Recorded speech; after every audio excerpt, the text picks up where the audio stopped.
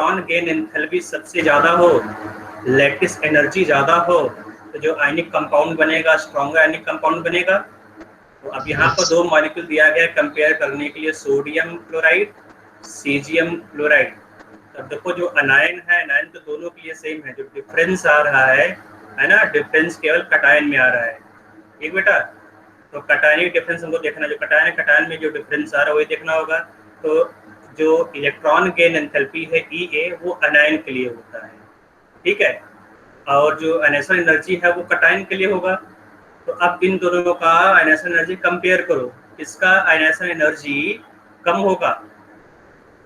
अगर तुम किसी ग्रुप में, ठीक है, किसी ग्रुप में टॉप टू बॉटम जाते हैं, जैसे lithium, sodium, potassium, rubidium, caesium, तो अगर टॉप टू बॉटम जा रहे हो एक ग्रुप में तो आयनेशन एनर्जी डिक्रीज होगा, है ना। इसका मतलब जो सीजियम है, सीजियम का आयनेशन एनर्जी सीजियम का आयनेशन एनर्जी सबसे कम होगा।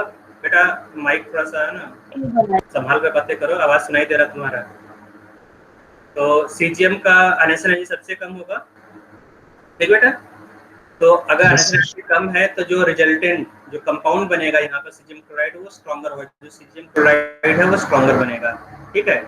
यहाँ तुम रास्ता जो सीजियम क्लोराइड है ये स्ट्रॉन्गर आयनिक बॉन्ड बनाएगा यहाँ पर, तो जो आयनिक बॉन्ड है यहाँ पर स्ट्रॉन्ग बनेगा, तो आंसर होगा यहाँ पर सीजियम क्लोराइड, ठीक है। तुम एक बार याद रखो बेटा। Okay sir. हाँ, तो ये समझ में आ गया होगा कि सीजियम क्लोराइड का स्ट्रॉन्गर बॉन्ड क्यों है। दूसरा एक चीज और भी ध्यान रखना बेटा कि अगर सिमिलर जो लैटिस बनता है बेटा, जो थर्ड पॉइंट यहाँ पे लैटिस एनर्जी, ठीक है, लैटिस एनर्जी है ना।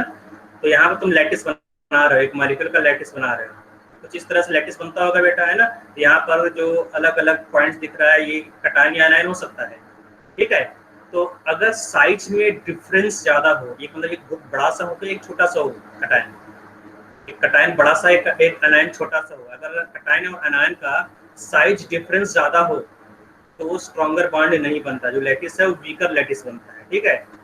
तो जो सीजियम क्लोराइड है यहाँ पर, है ना, तो क्लोरीन का, क्लोराइड का और सीजियम का जो साइज है ना, कुछ कंपेरेबल साइज बनता है, इसलिए यहाँ पे जो बॉन्ड है वो भी स्ट्रॉन्गर बनता है। तो यहाँ हम लोग क्या देखेंगे बेटा, यहाँ पर आयनिक एनर्जी देखोगे, और याद रखना कि अगर सिमिलर साइज का कटायन आयन हो तो वहां पर लैटिस ज्यादा स्ट्रॉन्ग बनता है। लैटिस समझी का बात करो, लैटिस एनर्जी कहाँ पर स्ट्रॉन्गर होगा बेटा, लैटिस कहाँ पर स्ट्रॉन्ग बनेगा, जब कटायन और अनायन दोनों का साइज कंपेरेबल हो, सिमिलर साइज हो, ठीक है। और दूसरा कोई क्वेश्चन, दूसरा कोई क्वेश्चन, कोई question number 8, an anionic compound A plus B minus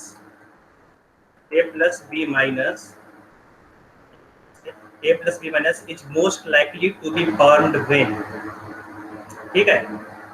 तो इसका कंडीशन तो बता दिया बेटा, आयनेशन एनर्जी लो होना चाहिए कंपाउंड का, है ना, जो A है जो कटायन उसका आयनेशन एनर्जी लो होना चाहिए, और इलेक्ट्रॉन गेन एंथैल्पी B का हाई होना चाहिए, तभी तो आयनिक बॉन्ड बनेगा। आयनिक बॉन्ड बनाने का 3 जो कंडीशन मैंने बताया था बेटा, आयनेशन एनर्जी कम होना चाहिए, है ना, या आयनेशन एनर्जी हो गया कम होना चाहिए, लो होना चाहिए, लो आयनेशन एनर्जी, या मैंने डाउनवर्ड एरो किया है, इलेक्ट्रॉन गेन एंथैल्पी या इलेक्ट्रॉन एफिनिटी ज्यादा होना चाहिए, लैटिस एनर्जी भी ज्यादा होना चाहिए। तो लैटिस एनर्जी यहाँ बात नहीं कर रहा, बस 2 पॉइंट की बात किया यहाँ पर, तो आयनेशन एनर्जी कम, लैटिस यहाँ पर इलेक्ट्रॉन गेन एंथैल्पी ज्यादा होना चाहिए, ठीक है। तो क्लियर है यहाँ पर, ठीक है, इलेक्ट्रॉन एफिनिटी बी का ज्यादा होना चाहिए और ए का आयनेशन एनर्जी कम होना चाहिए। नेक्स्ट क्वेश्चन, क्वेश्चन नंबर 8 वापस बता दो। क्वेश्चन नंबर कौन सा सर? 8 वापस बता दो, 8 वाला। 8 में देखो हर एक ऑप्शन को जाओगे यहाँ पर, ठीक है। द आयनेशन एनर्जी ऑफ ए, तो यहाँ पर 2 चीजें बात कर रहा है बेटा, क्वेश्चन नंबर 8 में 2 चीजों का बात कर रहा है, ठीक है। बेटा तुमने कब ज्वाइन किया था क्लास, शुरू से हो ना तुम,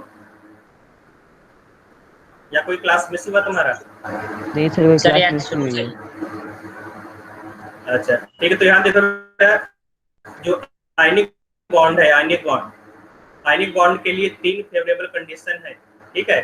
तो जो फर्स्ट फेवरेबल कंडीशन क्या होता है बेटा, यहाँ पर आयनाइजेशन एनर्जी IE वैल्यू कम होना चाहिए, लो होना चाहिए, ठीक है। सेकंड कंडीशन क्या है, इलेक्ट्रॉन गेन एंथैल्पी या EA, इलेक्ट्रॉन एफिनिटी भी इसको बोलते हैं, इलेक्ट्रॉन एफिनिटी हाई होना चाहिए।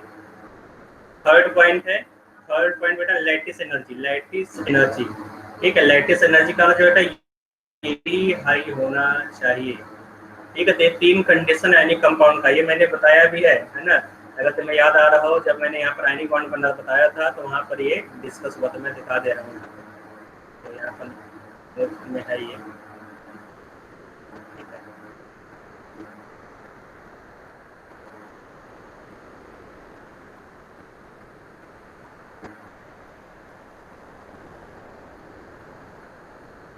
तो ये 3 पॉइंट है, ionisation energy, electron gain enthalpy या इलेक्ट्रॉन एफिनिटी, लैटिस एनर्जी। ठीक है, तो ये 3 चीजें हैं यहाँ पर, तो ये मैंने बताया भी है यहाँ पर। ठीक है, ऊपर लिखा हुआ है ना।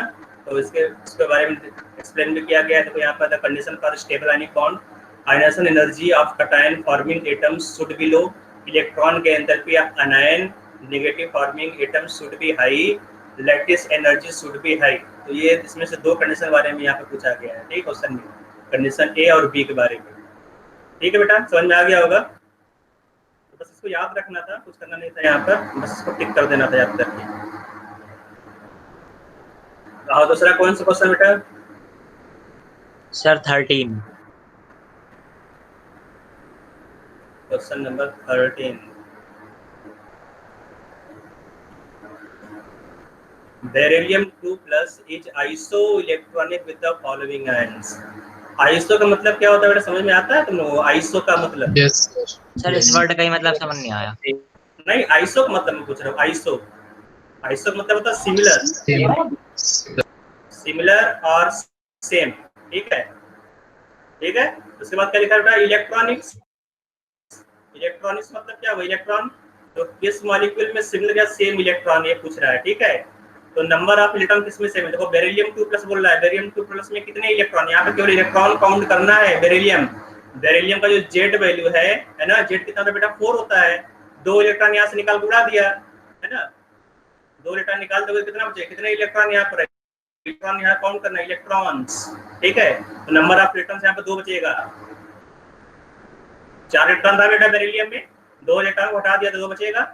लिथियम, लिथियम प्लस लिखा हुआ है। अगर लिथियम की बात करो तो लिथियम का जो जेड है, लिथियम का जेड 3 होता है। 1 इलेक्ट्रॉन निकाल देखो, यहाँ +1 है, +1 मतलब 1 इलेक्ट्रॉन को हटा दिया, एक में से 1 हट गया बेटा, 2 बचेगा, है ना। नेक्स्ट मॉलिक्यूल पे आ जाओ, यहाँ पर नेक्स्ट है सोडियम, सोडियम प्लस। तो सोडियम प्लस में कितने इलेक्ट्रॉन बेटा? सोडियम का जेड वैल्यू कितना होता है? सोडियम का जेड वैल्यू 11 होता है। 1 इलेक्ट्रॉन यहाँ से निकाल दिया, कितने बचेगा? 10। ठीक है, ये तो मल्टी करेक्ट है। सोडियम मतलब मैग्नीशियम 2+, तो मैग्नीशियम का जेड वैल्यू कितना होता है बेटा? 12 होता है। 12 में से 2 इलेक्ट्रॉन निकाल दिया, कितना होगा बेटा यहाँ पर? 12 में से 2 अगर गायब हो गया तो 10 बचेगा। इसका मतलब यहाँ पर आइसोलेट, मतलब सिमिलर इलेक्ट्रॉन किस किस मॉलिक्यूल में, किस किस से स्पीशीज में है, आयंस में। तो आंसर यहाँ पर क्या होगा बेटा? Beryllium 2+ and lithium plus. ये फर्स्ट सेट हो गया। दूसरा सेट क्या होगा बेटा? Na+ and Mg2+। ठीक है, तो अब यहाँ पूछ रहा है बेटा बेरिलियम प्लस, तो बेरिलियम प्लस किसका आइसोलेट होगा? बेरिलियम 2+ के बारे में पूछ रहा है। तो बेरिलियम 2+ का इलेक्ट्रॉन कितना? 2 इलेक्ट्रॉन। 2 इलेक्ट्रॉन कहाँ पर है? 2 इलेक्ट्रॉन केवल तुम्हें लिथियम प्लस में मिलेगा और कहीं पर नहीं। ठीक है, सोडियम प्लस में 10 इलेक्ट्रॉन है, मैग्नीशियम 2+ में 10 इलेक्ट्रॉन है, तो बेरिलियम में 2 इलेक्ट्रॉन, तो बाकी किसमें 2 इलेक्ट्रॉन है? तो लिथियम में। तो आंसर क्या होगा यहाँ पर? B part. ठीक है, तो आंसर क्या होगा? बेरिलियम में 2 इलेक्ट्रॉन है, तो और किसमें 2 इलेक्ट्रॉन? केवल लिथियम में ही तो मिलेगा। तो आइसो इलेक्ट्रॉनिक्स मतलब क्या है बेटा? Same electron. Total electron count करो आयंस में या मॉलिक्यूल में, अगर total number of electron same हो गया तो आइसो इलेक्ट्रॉनिक होगा। अगर बोल दिया जाए आइसो न्यूट्रॉनिक तो क्या बोलोगे? क्या करोगे यहाँ पर बेटा? सेम न्यूट्रॉन्स, सेम न्यूट्रॉन, है ना। तो आइसो का मतलब होता है सेम। इसके बाद में जो वर्ड लिखा हुआ है बस उसी को देखना है तुम्हें। आइसो डाइफर भी होता है। आइसो डाइफर दूसरा चीज होता है। डाइफर यहाँ पे क्या होता है? डाइफर में मैंने बताया था, वो याद होगा बेटा, है ना। ये एटॉमिक स्ट्रक्चर में शायद डिस्कस होता है आइसो डाइफर। तो आइसो डाइफर में क्या होता है बेटा? Z- न्यूट्रॉन, है ना। तो प्रोटॉन और न्यूट्रॉन का जो डिफरेंस होता है वो होता है isodiaphers. Proton, number of proton minus number of, जो यहाँ डिफरेंस आएगा यहाँ पर नंबर ऑफ न्यूट्रॉन माइनस, है ना, नंबर ऑफ प्रोटॉन, जो डिफरेंस आएगा, अगर वो डिफरेंस सेम आ रहा है दो स्पीशीज में तो उसको आइसो डाइफर बोलोगे। नेक्स्ट क्वेश्चन सर 16 और 19 लास्ट। 16 which of the following does not apply to metallic bond. ठीक है, तो मेटेलिक बॉन्ड के बारे में बताया गया था बेटा, मेटेलिक बॉन्ड के बारे में नहीं बताया गया है ना। तो तुम्हें मालूम है कि जो कोवेलेंट बॉन्ड है, कोवेलेंट बॉन्ड डायरेक्शनल होता है, याद रखो कोवेलेंट बॉन्ड डायरेक्शनल होगा, केवल कोवेलेंट बॉन्ड ही डायरेक्शनल होगा। ठीक है, आयनिक बॉन्ड इसको याद कर लो, ionic bond and metallic bond. ठीक है, तो मेटेलिक बॉन्ड क्या होगा बेटा, डायरेक्शनल है, तो आयनिक बॉन्ड और मेटेलिक बॉन्ड डायरेक्शनल होगा, जो कोवेलेंट बॉन्ड है वो डायरेक्शनल होता है। ठीक है, यहाँ पूछा हुआ which of the following does not apply to metallic bond, तो हाईली डायरेक्शनल बॉन्ड ये अप्लाई नहीं होगा। और इसके बारे में और डिस्कस करूंगा, थोड़ा सा मेटेलिक बॉन्ड के बारे में बता दूंगा, गलती से क्वेश्चन यहाँ पर आ गया, इस क्वेश्चन को यहाँ पर नहीं होना चाहिए था। ठीक है, ओके सर 19 और बस question number 19 in NO3 minus ion number of bond pair and lone pair electrons are respectively। तो नंबर ऑफ बॉन्ड पेयर और लोन पेयर पूछ रहा है यहाँ पर NO3 नाइट्रेट आयन में, है ना। तो बॉन्ड पेयर और लोन पेयर निकालना होगा यहाँ पर, तो कैसे निकालो बेटा, तो जो नाइट्रेट है उसका लुईस डॉट स्ट्रक्चर बनाओगे, मैंने बनवाया था इसका नाइट्रेट का। ठीक है, ये होता है यहाँ पर नाइट्रेट आयन NO3 माइनस, है ना। तो इसका लुईस डॉट स्ट्रक्चर बना लो, तो N हो गए यहाँ पर। नाइट्रोजन के पास कितने इलेक्ट्रॉन होता है बेटा, 5 इलेक्ट्रॉन होता है। ठीक है, इस ऑक्सीजन में कितना इलेक्ट्रॉन चाहिए, 2 इलेक्ट्रॉन चाहिए अपना ऑक्टेट कंप्लीट करने के लिए। तो यहाँ पर 2 इलेक्ट्रॉन का शेयरिंग हो गया, तो 2 + 2 + 2 6 हुआ, तो 2 इलेक्ट्रॉन का शेयरिंग हुआ, तो इस ऑक्सीजन का ऑक्टेट कंप्लीट। ठीक है, ये वाला जो ऑक्सीजन है यहाँ पर कोऑर्डिनेट बॉन्ड बन रहा है। ठीक है, तो यहाँ पर कोऑर्डिनेट बॉन्ड बनेगा, तो यहाँ पर इलेक्ट्रॉन का डोनेशन कोऑर्डिनेट बॉन्ड बन गया, और यहाँ पर इलेक्ट्रॉन का शेयरिंग हो रहा है।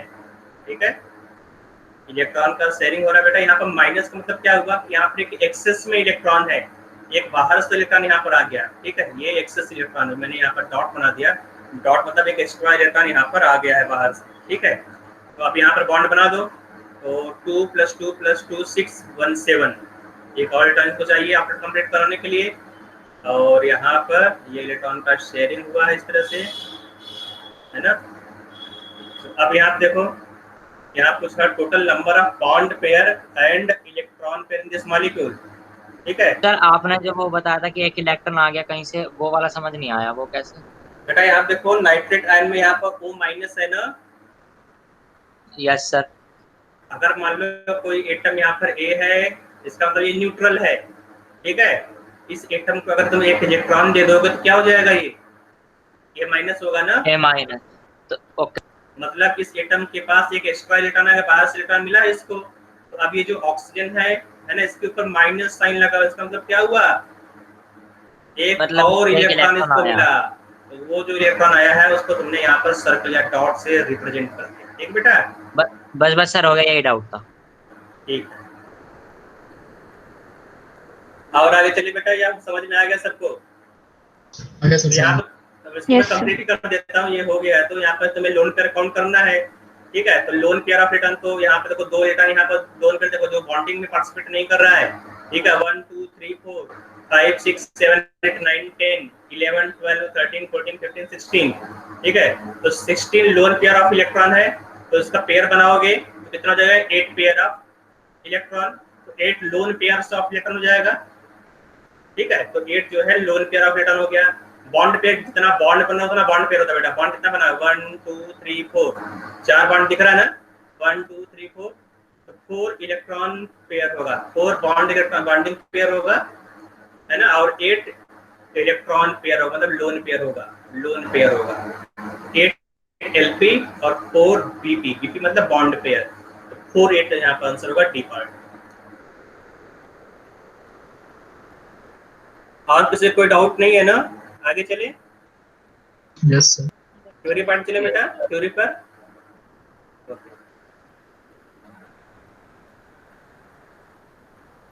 सर मुझे कुछ क्वेश्चन पूछने थे। पूछ लो बेटा। सर जैसे कि MgO है और CaO है, अच्छा, MgO मैं लिख दे रहा हूँ यहाँ पर, MgO एंड CaO। बोलो। सर इसमें लैटिस एनर्जी MgO की ए ज्यादा है और आयनिक कैरेक्टर कैल्शियम ऑक्साइड का। बेटा जो आयनिक कैरेक्टर और कोवेलेंट कैरेक्टर उसके बारे में मैं बात करूंगा अभी ये पढ़ाया नहीं गया है। सर जैसे कि जितना ज्यादा लैटिस एनर्जी होनी चाहिए उतना ही ज्यादा तो आयनिक कैरेक्टर होना चाहिए, तो इसमें अपोजिट क्यों आ रहा नहीं है? ऐसा, ये ट्रू नहीं है। जो आयनिक कैरेक्टर और लैटिस एनर्जी और फजान्स रूल से डिसाइड होता है। आगे बताऊंगा फजान्स रूल क्या होता है, ठीक है, फजान्स रूल। Okay sir. और सर N2O के में कितने रेजोनेंस स्ट्रक्चर आएंगे? रेजोनेटिंग स्ट्रक्चर भी कहाँ पढ़ाया गया है बेटा? 2 होगा वैसे, और इसे अभी बताया नहीं गया है। सर 5 नहीं होने ठीक चाहिए? है बेटा, रेजोनेटिंग स्ट्रक्चर में कितना बनेगा वो डिसाइड करता है कंडीशन पर। क्या कंडीशन है, कितने लोन पेयर, कितने इलेक्ट्रॉन्स पेयर है, देखा जाएगा। ठीक है, तुम्हारा 5 कैसे बन गया? सर तीन तो नॉर्मल बन ही रहे हैं, और सर 2 में बस ऑक्टेट पूरा नहीं हो रहा, पर उसमें ना फॉर्मल चार्ज कम आ रहा है तो ज्यादा स्टेबल होंगे। तुम भेजना व्हाट्सएप पर, ठीक है, देखूंगा मैं। ठीक है सर बेटा, नंबर दे दो। नंबर नोट कर लो।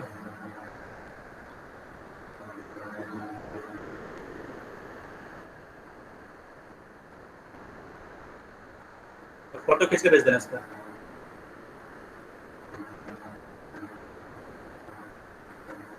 तो लास्ट क्लास में मैंने बताया था कि कोवेलेंट बॉन्ड क्या होता है, कोवेलेंट बॉन्ड कितने टाइप का होता है। तो उसमें से first covalent bond sigma bond के बारे में बात हुआ था। ठीक है, तो लास्ट क्लास में सिग्मा बॉन्ड, ये जो सिग्मा बॉन्ड है इसके बारे में बताया था, सिग्मा बॉन्ड क्या होता है, कैसे बनता है। ठीक है, तो सिग्मा बॉन्ड 3 टाइप होगा, SS sigma bond, SP sigma bond, PP sigma bond, provided केवल S और P ऑर्बिटल अवॉइड है ना, प्रोवाइडेड हो। ठीक है, तो अगर S और P ऑर्बिटल है तो 3 टाइप का सिग्मा बॉन्ड बनेगा। यहाँ पर D ऑर्बिटल का बात नहीं किया जा रहा, तुम्हारे सिलेबस में D ऑर्बिटल नहीं है। ठीक है, तो अगर D ऑर्बिटल इंक्लूड कर दो तो ढेर सारे यहाँ कॉम्बिनेशन बन जाएगा। तो D ऑर्बिटल बात छोड़कर यहाँ पर नहीं करेंगे। D ऑर्बिटल के बाद तो S और P को कंबाइन करोगे तो 3 टाइप का SP सिग्मा बॉन्ड बनेगा। पहला है SS, दूसरा है SP और तीसरा है PP सिग्मा बॉन्ड। ठीक है, ये तो मैं लिख दिया और मैंने बता भी दिया था कि किस तरह बनेगा। जो SS सिग्मा बॉन्ड है कैसे दिखेगा, SS सिग्मा बॉन्ड कुछ इस तरह से दिखेगा, है ना, ये SS सिग्मा बॉन्ड हो गया। और अगर SP सिग्मा बॉन्ड की बात करोगे तो SP सिग्मा बॉन्ड कुछ इस तरह से दिखेगा। ठीक है, और अगर PP सिग्मा बॉन्ड की बात करोगे तो जो PP सिग्मा बॉन्ड है ये कुछ इस तरह से दिखेगा, PP सिग्मा बॉन्ड। ठीक है, ये PP सिग्मा बॉन्ड है, ये SP सिग्मा बॉन्ड है और ये SS सिग्मा बॉन्ड है यहाँ पर। तो 3 टाइप का जो सिग्मा बॉन्ड इसके बारे में कल डिस्कस हुआ था, लास्ट क्लास में डिस्कस हुआ था। आ जाते हैं पाई बॉन्ड पर। पाई बॉन्ड बहुत छोटा सा आसान सा है, समझ में आ जाता है ना। तो जो पाई बॉन्ड है, पाई बॉन्ड कैसे बनेगा ये बहुत इंपॉर्टेंट है ना। देखो यहाँ पर क्या लिखा हुआ है, this type of bond is formed by the side wise और lateral overlapping of 2 half filled atomic orbital. तो यहाँ पर साइड भी ओवरलैपिंग होगा। ठीक है, और जो एटॉमिक ऑर्बिटल वो p ऑर्बिटल की बात कर रहे हैं यहाँ पर, p ऑर्बिटल। जो p ऑर्बिटल है वही पाई बॉन्ड बनाएगा। तो हमेशा पाई बॉन्ड कैसे बनेगा बेटा, p ऑर्बिटल से पाई बॉन्ड बनेगा। वैसे d ऑर्बिटल से ही बनता है, लेकिन d ऑर्बिटल तुम्हें पढ़ना नहीं, तो केवल p ऑर्बिटल से बॉन्ड बनेगा, है ना। जैसे तुमने यहाँ पे ले लिया py ऑर्बिटल, ये भी क्या है, py ऑर्बिटल। तो मैं यहाँ बना दे रहा बेटा, ये हो तुम्हारा py ऑर्बिटल, ये तो तुम्हारा एक्सिस हो गया, ये y एक्सिस है, ये कौन सा एक्सिस है बेटा, x एक्सिस। ठीक है, ये तुम्हारा हो गया दूसरा py ऑर्बिटल, ये तुम्हारा एक्सिस है y एक्सिस, और ये एक्सिस कौन सा हो गया बेटा, x एक्सिस, है ना। तो अब अलोंग द एक्सिस इसको अप्रोच कराओगे, मतलब ये वाला x एक्सिस के अलोंग आगे बढ़ेगा, ये भी x एक्सिस के अलोंग, दोनों पास पास आएंगे। जब इसको पास पास ले आओगे बेटा तो क्या होगा, कुछ इस तरह से ओवरलैपिंग होने शुरू हो जाएगा। ठीक है, कुछ यहाँ पर इस तरह से, है ना, ये ऊपर से इस तरह से टच करना शुरू करेगा, नीचे से इस तरह से टच करना शुरू कर देगा। अब देखो बेटा, जो न्यूक्लियस है, न्यूक्लियस दोनों का अलग अलग है, दूर दूर रहेगा, लेकिन ऊपर जो ऑर्बिटल है, ये जो लोब दिख रहा है p ऑर्बिटल का, तो थोड़ा सा डिफ्यूज्ड होता है, पहला होता है बेटा। तो ये जो p ऑर्बिटल का लोब है और ये जो p ऑर्बिटल का लोब है, एक दूसरे से ओवरलैप करने लगेंगे यहाँ पर। ठीक है, यहाँ देखो थोड़ा थोड़ा ओवरलैप दिखाई दे रहा होगा, है ना, थोड़ा सा, ज्यादा ओवरलैप हुआ नहीं है, वो जरा सा ओवरलैप हुआ है। है ना बेटा, दिखाई दे रहा होगा। तो ये जो ओवरलैप हुआ, इस ओवरलैप से यहाँ पर p ऑर्बिटल बन जाएगा, पाई ऑर्बिटल बन जाएगा, है ना। तो क्या होता है कि जो ऊपर वाला लोब है कुछ इस तरह से ओवरलैप करेगा, इस तरह से, ये वाला कुछ इस तरह से ओवरलैप करेगा, ये वाला कुछ इस तरह से ओवरलैप करेगा, ये वाला मुड़ जाएगा। बस आप इसको करेक्ट करोगे तो क्या होता है, कुछ इस तरह से बन जाएगा, थोड़ा सा, है ना, कुछ इस तरह से तुम्हें दिखाई देगा, मर्ज हो कुछ इस तरह से बन जाएगा। ठीक बेटा, ये तुम्हारा फर्स्ट का न्यूक्लियस है, सेकंड एटम का न्यूक्लियस है, ये ए का न्यूक्लियस है, ये बी का न्यूक्लियस है। तो ये फर्स्ट वाले का पी वाई ऑर्बिटल था, यहाँ पर सेकंड वाले का पी वाई ऑर्बिटल था। तो पी वाई ऑर्बिटल का साइड वे ओवरलैपिंग हुआ है, ठीक है, साइड साइड से ओवरलैपिंग हुआ है। ये अलोंग द एक्सिस सब कुछ नहीं होता। यहाँ पर अगर तुम्हारा पी अक्स एक्स एक्सिस के अलोंग अप्रोच करे, ये है तुम्हारा पी अक्स, है ना, ये भी एक्स एक्सिस के अलोंग करे, अप्रोच करे, तो यहाँ पर कौन सा बनता था बेटा, यहाँ पर तुम्हें दिखाई देता था सिग्मा। ठीक है, सिग्मा। यहाँ देखो, यहाँ पर जो ओवरलैप रीजन मिलेगा बहुत ज्यादा ओवरलैपिंग हो रहा है। जो सिग्मा एक्स है, यहाँ पर जो सिग्मा बॉन्ड बना था यहाँ पर, ठीक है, पी एक्स सिग्मा बॉन्ड जो बना था, यहाँ पर ओवरलैप एरिया ज्यादा मिलेगा। अगर तुम पी वाई पाई बॉन्ड की बात करोगे तो यहाँ पर अप्रोच देखो, यहाँ पर जो ऑर्बिटल वो पी वाई ऑर्बिटल है, किस एक्सिस के अलोंग अप्रोच करा रहा है बेटा, एक्स एक्सिस के अलोंग इसको ला रहा है वो पास पास। लेकिन कौन सा ऑर्बिटल ओवरलैप कर रहा है बेटा, पी वाई, है ना। तो यहाँ पर साइड वे ओवरलैपिंग हुआ, एक्सियल ओवरलैपिंग नहीं हो रहा है। तो अगर एक्सियल ओवरलैपिंग होगा तो सिग्मा बॉन्ड बनेगा, सिग्मा बॉन्ड। और अगर साइड वाइज या लैटरल ओवरलैपिंग होगा तो पाई बॉन्ड बनेगा, कुछ इस तरह से इसका शेप दिया गया। बेटा तुम्हें समझ में आ रहा होगा कि यहाँ पर जो साइड पे ओवरलैपिंग होगा वहाँ पर ओवरलैपिंग बहुत कम होगा। तो ओवरलैपिंग एरिया जितना कम होगा उतना ही वीक बॉन्ड बनेगा। ठीक है, तो यहाँ पर जो ओवरलैपिंग एरिया है, ओवरलैपिंग एरिया बेटा सबसे कम दिख रहा होगा बेटा, है ना। जो सिग्मा बॉन्ड था, सिग्मा बॉन्ड में ओवरलैपिंग बहुत ज्यादा था। तो सिग्मा बॉन्ड स्ट्रॉन्गर पूछा जाए कि स्ट्रेंथ ऑफ बॉन्ड बताओ कि किस बॉन्ड का स्ट्रेंथ ज्यादा है, स्ट्रेंथ ऑफ बॉन्ड।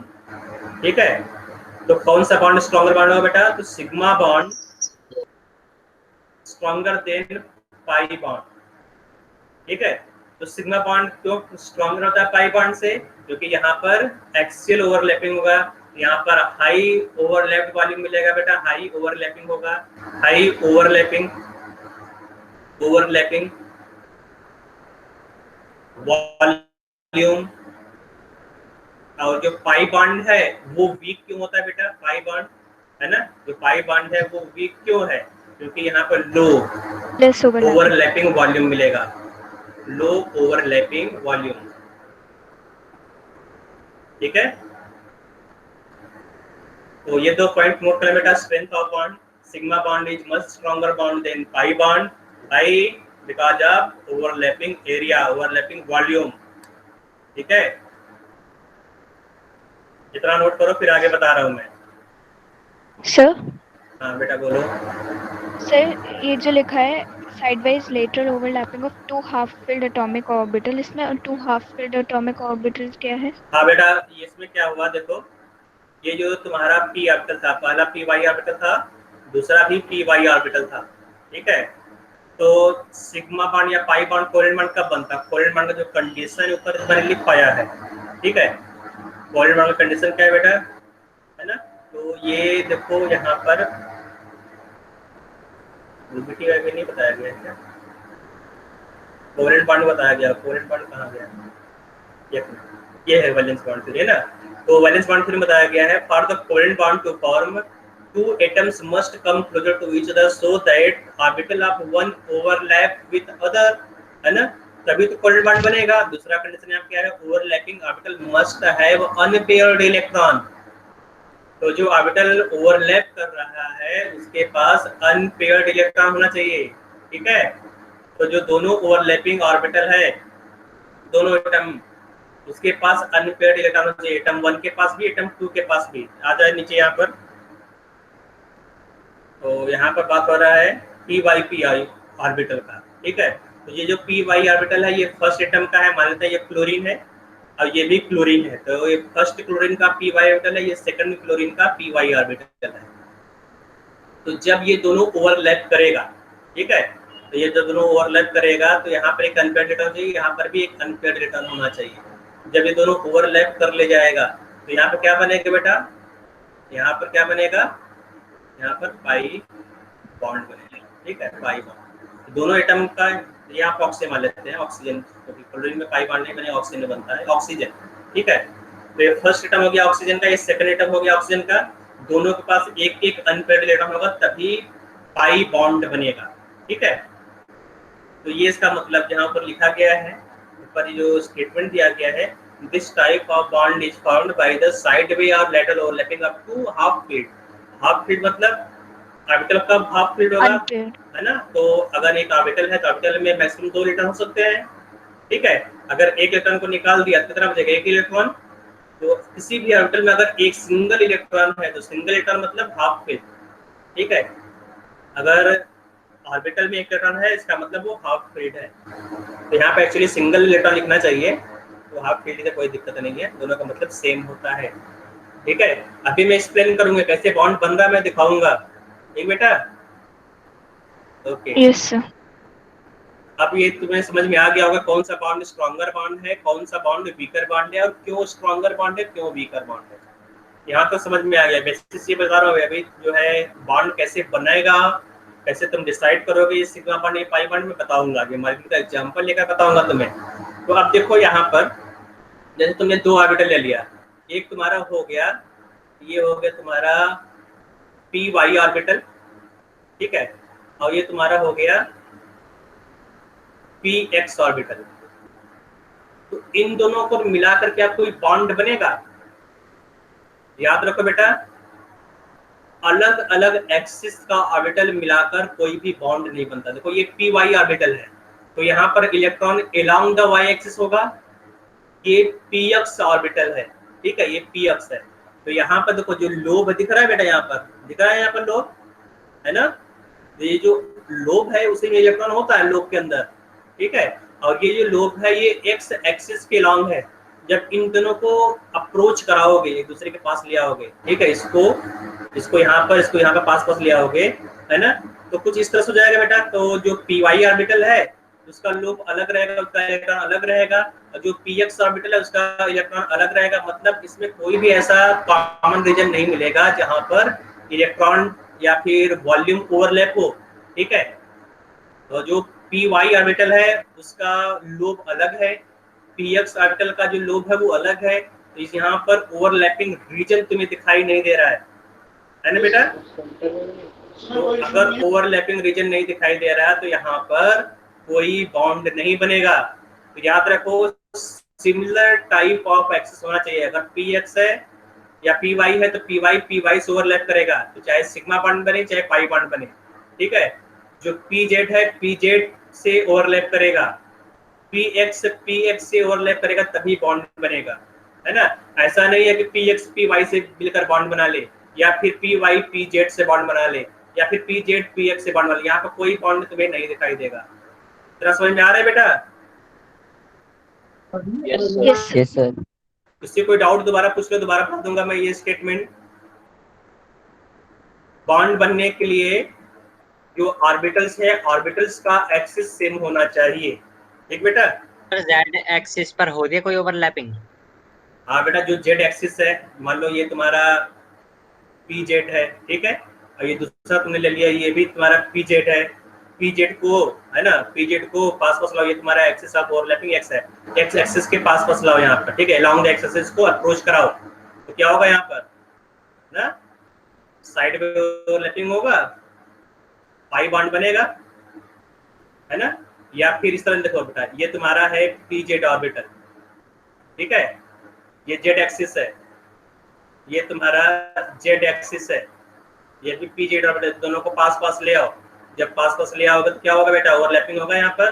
जब ओवरलैपिंग होगा तो क्या बनेगा यहाँ पर, ओवरलैप होने के बाद सिग्मा बॉन्ड बनेगा, सिग्मा बॉन्ड।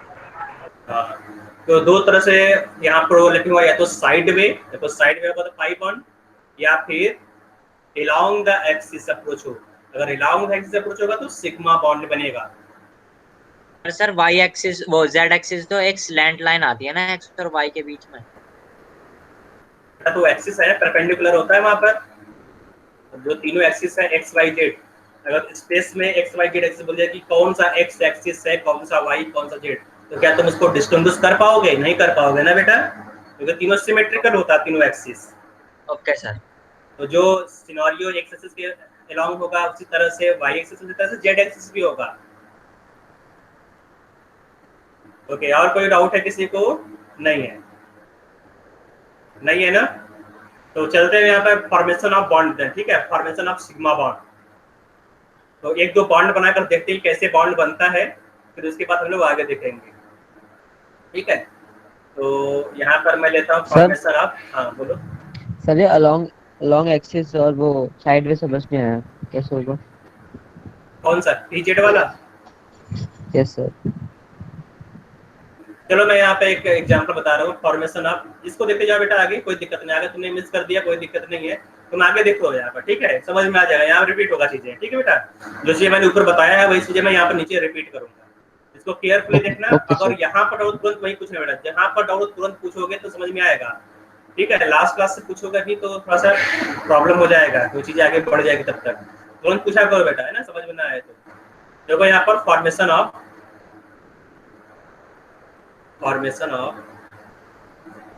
H2, ठीक है, तो हाइड्रोजन को तुम बना रहे हो यहाँ पर, ठीक है, फॉर्मेशन ऑफ हाइड्रोजन। तो हाइड्रोजन में तुम्हें मालूम है हाइड्रोजन में एक कोवेलेंट बॉन्ड होता है, ठीक है, H2 में। तो पहले क्या होगा, तुमने एक हाइड्रोजन यहाँ पे ले लिया, दूसरा हाइड्रोजन यहाँ पे, तो दो हाइड्रोजन तुम्हें चाहिए बॉन्ड बनाने के लिए। तो अब दोनों का इलेक्ट्रॉनिक कॉन्फ़िगरेशन लिखोगे, इलेक्ट्रॉनिक कॉन्फ़िगरेशन में इसी लिख रहा हूँ, इलेक्ट्रॉनिक कॉन्फ़िगरेशन। तो फर्स्ट हाइड्रोजन का इलेक्ट्रॉनिक कॉन्फ़िगरेशन क्या होगा बेटा, बोलो? 1s1 होगा कि नहीं? ठीक है, electronic configuration of second hydrogen ये भी क्या होगा बेटा, 1s1। दोनों का तुमने इलेक्ट्रॉनिक कॉन्फ़िगरेशन लिख लिया। यहाँ तक कोई डाउट है इलेक्ट्रॉनिक कॉन्फ़िगरेशन में? कोई डाउट नहीं है, ठीक है। तो अब यहाँ पर मैं थोड़ा सा विजुलाइज कर रहा हूँ ऑर्बिटल को। तो ये तुम्हारा 1s ऑर्बिटल है, इस 1s ऑर्बिटल में एक इलेक्ट्रॉन है और इस 1s ऑर्बिटल में एक इलेक्ट्रॉन है, ठीक है। तो जब ये दोनों ऑर्बिटल, जब इन दोनों को, इस दोनों हाइड्रोजन को पास पास लाओगे तो चलिए होता क्या है, इन दोनों का ऑर्बिटल भी पास पास आएगा, ठीक है। तो ये तुम्हारा 1s ऑर्बिटल है फर्स्ट हाइड्रोजन का, ठीक है, और ये तुम्हारा 1s ऑर्बिटल है सेकंड हाइड्रोजन का। जब इन दोनों को पास पास लाओगे, अप्रोच कराओगे, तो क्या होगा बेटा, यहाँ पर इन दोनों ऑर्बिटल क्या होगा, ओवरलैपिंग हो जाएगा, ठीक है।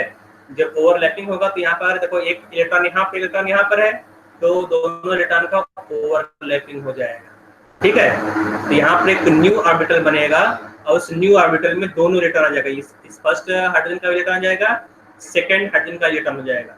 ये जो ऑर्बिटल बना है इसको बॉन्डिंग ऑर्बिटल बोलते हैं, बॉन्डिंग ऑर्बिटल, क्योंकि यही बॉन्ड बना रहा है बेटा। ये कौन सा बॉन्डिंग ऑर्बिटल है, ये हो जाएगा बेटा SS सिग्मा बॉन्ड, ठीक है, क्योंकि ये फर्स्ट 1s है, ये भी 1s है, तो 1s जब अप्रोच करेगा तो क्या बनेगा, SS सिग्मा बॉन्ड बनेगा।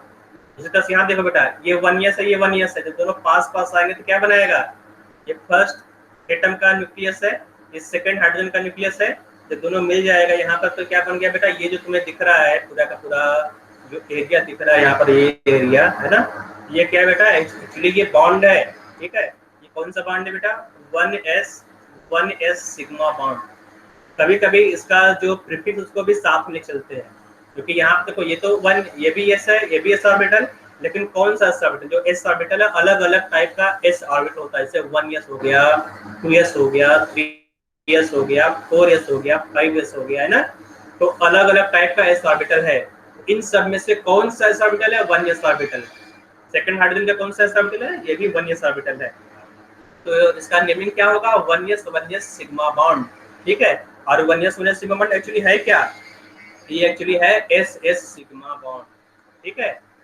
इतना समझ में आ गया बेटा, यहाँ तक कोई डाउट नहीं है सर? हाँ बोलो सर अगर दोनों हाइड्रोजन में जो इलेक्ट्रॉन है सर, उनका स्पिन दोनों का क्लॉकवाइज है सर, तो जब वो दोनों मिलेंगे, जब यहाँ पर हाँ जब मिलते हैं बेटा तो ऑटोमेटिक यहाँ स्पिन चेंज हो जाता है, ठीक है। ओके तुम्हें ये मालूम नहीं, ये अगर मान लो यहाँ पर तुम अर्थ पर बेटा अपवर्ड हो या डाउनवर्ड, ये बताओ। तुम अर्थ पर हो, है ना, जैसे ये अर्थ हो गया, ये Yes, ऊपर sir. वाला जो है सोचा कि हाँ ये मैं ऊपर हूँ, है ना, जो नीचे वाला है वो भी सोच रहा होगा मैं ऊपर हूँ। तो इसी के रिस्पेक्ट हम लोग अप या डाउन बोलते हैं, ठीक है। तो अब दो इलेक्ट्रॉन यहाँ पर अलग अलग ऑर्बिटल में है, अलग अलग ऑर्बिटल में, ठीक है। तो तुम बताओ इसके बेटा दोनों का स्पिन क्या है, सेम या अपोजिट है। जब मिलेंगे, मिलने के बाद अगर दोनों सेम ऑर्बिटल में आ गया तब तुम बताओगे हाँ एक का स्पिन दूसरे के रिस्पेक्ट में अपोजिट है, ठीक है। Okay sir. हाँ, अब तुम्हें मालूम भी है पॉलीज एक्सक्लूजन प्रिंसिपल, दोनों इलेक्ट्रॉन का स्पिन सेम नहीं हो सकता। दूसरा आ जाते हैं बेटा, दूसरा एग्जांपल लेते हैं यहाँ पर मैं ले रहा हूँ फ्लोरीन का, ठीक है, फॉर्मेशन ऑफ फ्लोरीन। तो फ्लोरीन को यहाँ पर बनाना है, ठीक है। तो दो फ्लोरीन लगेगा यहाँ पर, फर्स्ट फ्लोरीन हो गया, सेकंड फ्लोरीन हो गया। तो दोनों फ्लोरीन से क्या बनेगा बेटा, यहाँ पर बनेगा PP सिग्मा बॉन्ड बनाऊंगा मैं यहाँ पर, देखना। तो कैसे बनेगा, पहले इसका इलेक्ट्रॉनिक कॉन्फिगरेशन लिखोगे।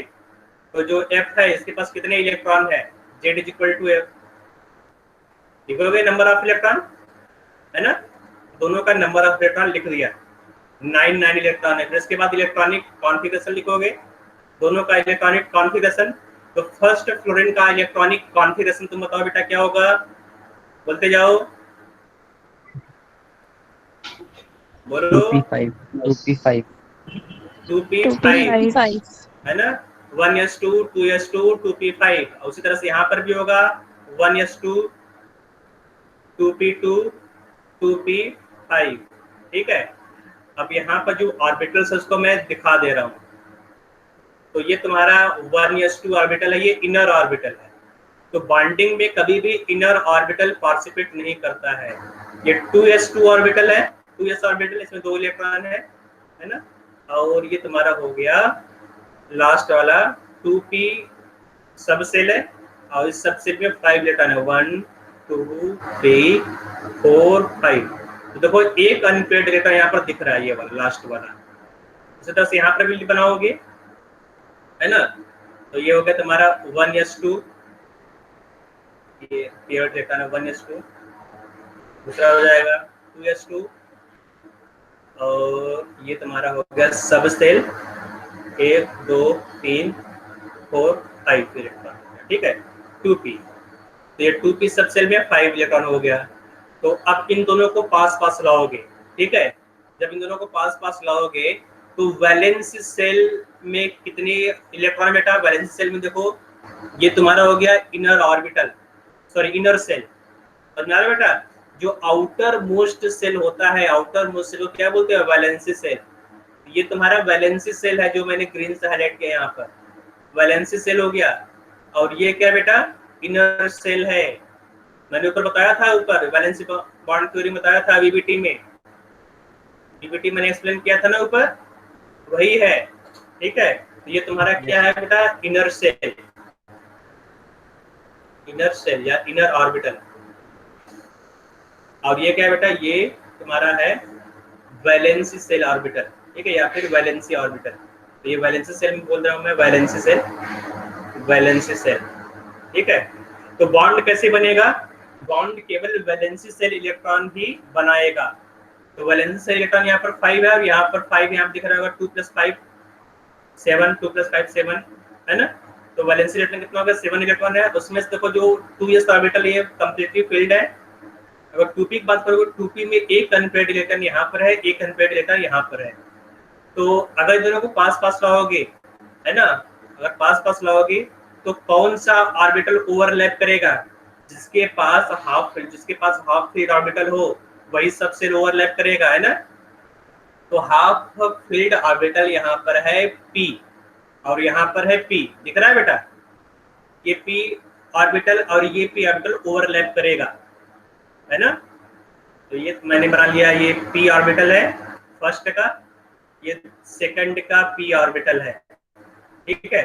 जब इन दोनों को पास पास लाओगे, तो पास पास लाने पे क्या होगा बेटा, जब पास पास लाओगे तो ओवरलैपिंग हो जाएगा। और ओवरलैपिंग से क्या बनेगा, यहाँ पर ओवरलैपिंग जब हो जाएगा तो क्या बनेगा बेटा, ठीक है। जब ओवरलैपिंग हो जाएगा तो यहाँ बनेगा सिग्मा बॉन्ड। कौन सा सिग्मा बॉन्ड बनेगा? P P sigma sigma bond, sigma bond. है ना। कौन सा पी ऑर्बिटल यहाँ पे लिया बेटा? 1। देखो जो पी ऑर्बिटल वो भी कई टाइप का होता है, 2 पी ऑर्बिटल, 3 पी ऑर्बिटल, है ना, 4 पी ऑर्बिटल। तो यहाँ पर कौन सा पी ऑर्बिटल है? 2p। 2p। तो मोर, हाँ, तो मोर एक्यूरेटली तुम बोल सकते हो 2p सिग्मा बॉन्ड। ये है 2p सिग्मा बॉन्ड, ठीक है। इसमें सर किसी को कोई डाउट है तो पूछ सकते हो। हाँ बोलो। सर दोनों पी और सर दोनों जो पी वाले हैं सर, इनको हमने वर्टिकली क्यों लिया, पी वाई क्यों लिया? हाँ बताते हैं बेटा, याद रखो, जब भी दो ऑर्बिटल अप्रोच करेगा तो वो सोचेगा कि स्ट्रॉन्गेस्ट बॉन्ड बने, ठीक है। जब दो ऑर्बिटल तुम यहाँ पर मिलाओगे, जब भी दो ऑर्बिटल मिलेगा बेटा, मैं है ना बता रहा हूँ, यहाँ पर ध्यान देना। तो मान लो यहाँ पर एक पी ऑर्बिटल है, दूसरा पी ऑर्बिटल है, ये तुमने लिया फर्स्ट वाला, सेकंड ले लिया, ठीक है।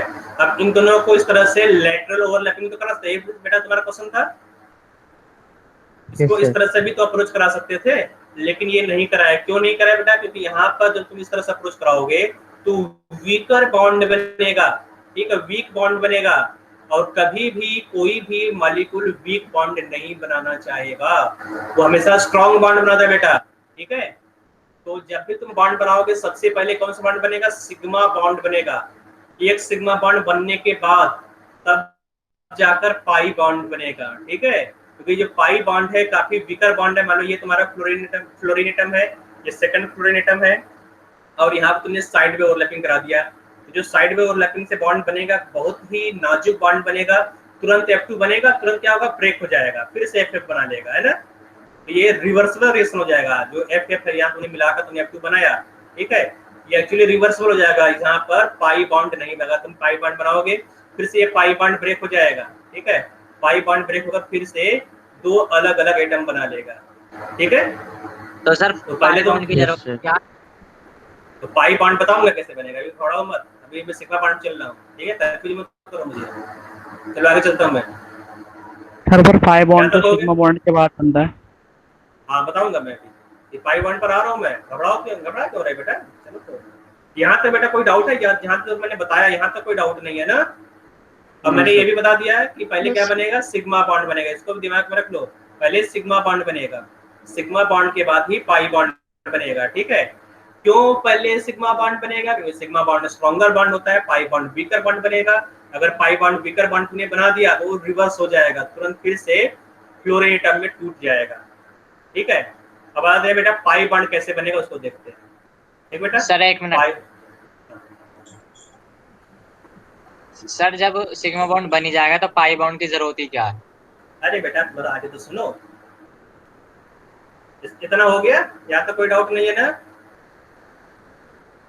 चलो आगे चलते हैं, आगे चलते हैं। यहाँ पर फॉर्मेशन ऑफ O2, ठीक है, formation of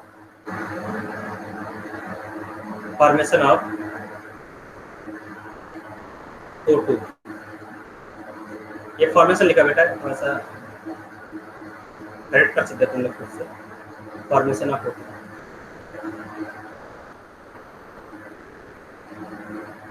formation of O2, ठीक है।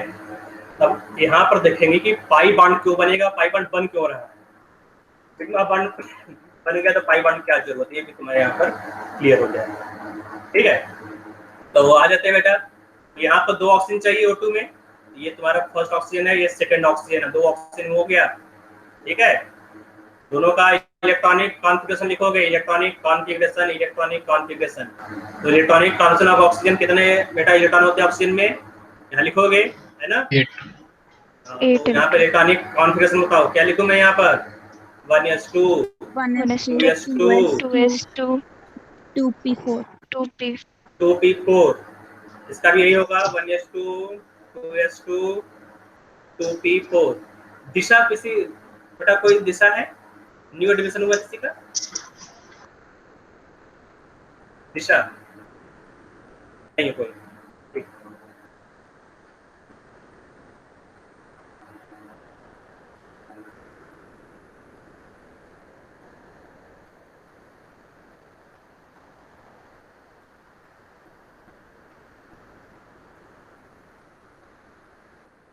ये मैंने इलेक्ट्रॉनिक कॉन्फ़िगरेशन लिख दिया 1s2 2s2 2p4 again 1s2 2s2 2p4। तो यहाँ पर ऑर्बिटल को बनाओगे तो यहाँ पे मैं केवल वैलेंसी ऑर्बिटल बना रहा हूँ, ठीक है, वैलेंसी सेल को मैं दिखा रहा हूँ क्योंकि जो वैलेंसी सेल है, वैलेंसी सेल ही बॉन्डिंग में पार्टिसिपेट करेगा। ये जो 2 इलेक्ट्रॉन है इसको मैं यहाँ पर शो नहीं करूंगा, ठीक है। तो जो वैलेंसी सेल है मैं इसको यहाँ पर ड्रॉ कर रहा हूँ।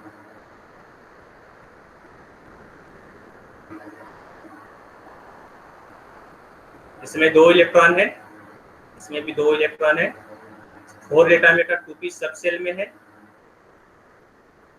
4 इलेक्ट्रॉन 2p सब सेल में, ठीक है। इसका तुमने बना दिया। तो अब यहाँ पर तुम्हें 2 ऐसे ऑर्बिटल मिलेंगे, 2 ऐसे ऑर्बिटल मिलेंगे जो हाफ फील्ड है ऑक्सीजन में, 2 ऐसे ऑर्बिटल तुम्हें मिलेंगे जो सेकंड ऑक्सीजन में भी हाफ फील्ड है, ठीक है। ये तुम्हारा हो गया 2s और ये है तुम्हारा, मान लेते हैं ये तुम्हारा है pz, इसको मैं px मान लेता हूँ, इसको py, ठीक है। रेंडमली किसी को तुम असाइन कर सकते हो, px py pz किसी को भी तुम असाइन कर सकते हो, ठीक है। 2 pz नहीं होगा, 1 py होगा। तो जो हाफ फील्ड मैंने इसको xy लिया कन्वीनियंस के लिए, है ना, थोड़ा सा इजी रहेगा क्योंकि जेड में हमको थोड़ा सा सोचना डिफिकल्ट होता है क्योंकि हम लोग बचपन से ही xy एक्सिस में काम करते चले आए हैं, तो xy को ही देखेंगे। मान लेते हैं जो लोन पेयर ऑफ इलेक्ट्रॉन है, जो डबल इलेक्ट्रॉन है, जो पेयर्ड इलेक्ट्रॉन है वो pz ऑर्बिटल में, ठीक है। और यहाँ पर 2s हो गया, ये pz, ये px, ये py, ठीक है। यहाँ तक किसी कोई डाउट तो नहीं है ना? No sir. कोई डाउट नहीं है। जब इन दोनों को पास पास लाओगे, दोनों को पास पास लाओ, ठीक है, तो कौन से ऐसे 2 ऑर्बिटल ओवरलैप करेगा बेटा जो हाफ फील्ड हो? वो 2 ऑर्बिटल है px py, है ना। Yes. यहाँ पर भी कौन सा 2 ऑर्बिटल होगा? px और py, ठीक है। इधर समझ में आ गया कि px और py ऑर्बिटल ही ओवरलैप करेगा क्योंकि इसमें अनपेयर्ड इलेक्ट्रॉन है और कोई दूसरा ऑर्बिटल ओवरलैप नहीं करेगा, ठीक है। तो अब मैं यहाँ पर दोनों ऑर्बिटल्स को बना रहा हूँ। ये तुम्हारा है ऑक्सीजन एटम O, ठीक है, कोई डाउट नहीं है, ऑक्सीजन एटम है। ये सेकंड ऑक्सीजन एटम है O, दोनों का न्यूक्लियस है यहाँ पर, ऑक्सीजन ऑक्सीजन, ठीक है। ऑक्सीजन ऑक्सीजन दोनों बना लिया तुमने। अब इसके पास क्या बेटा, ये न्यूक्लियस हो गया, यहाँ पर तुमने बना लिया py ऑर्बिटल, ठीक है। ये कौन सा ऑर्बिटल है बेटा? py orbital. जो सर्कल है क्या है? ऑक्सीजन सिंबल मैंने बनाया है ऑक्सीजन का, ठीक है। ये क्या बेटा? ये तुम्हारा, ये भी तुम्हारा py ऑर्बिटल है, बना लिया py। इसके अलावा सेम न्यूक्लियस तो एक ही होगा एक एटम का। जो फर्स्ट ऑक्सीजन है यहाँ पर मैं px ऑर्बिटल बना रहा हूँ, तो x और y एक दूसरे के परपेंडिकुलर होगा कि नहीं? अगर तुम x और y एक्सिस की बात करोगे तो x एक्सिस और y एक्सिस एक दूसरे के परपेंडिकुलर होगा। ये तुमने py बना लिया तो x क्या होगा बेटा? इसके परपेंडिकुलर होगा, इस तरह से, है ना।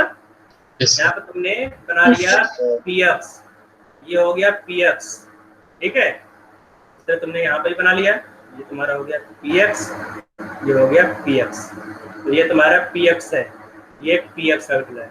ये क्या बेटा? ये d ऑर्बिटल, याद रखो 2 p ऑर्बिटल है, ये d ऑर्बिटल नहीं है। समझ में आ रहा है? py और px 2 ऑर्बिटल को मैंने यहाँ पर ड्रॉ किया। अब दोनों को पास पास लाओ। जब दोनों को पास पास लाओगे तो कौन सा ऐसा ऑर्बिटल है जो एक्सियल ओवरलैप करेगा? px, तो px का एक्सियल ओवरलैपिंग कराओगे। और कौन सा 2 ऑर्बिटल है जो लेटरल ओवरलैपिंग कराएगा? py, है ना। तो जब दोनों को पास पास लाओगे तो 2 ऑर्बिटल ओवरलैप करेगा। ये तुम्हारा फर्स्ट या सेकंड है, ठीक है। तो यहाँ पर जो py ऑर्बिटल है ये इस तरह से ओवरलैप करेगा। थोड़ा सा और समझना है,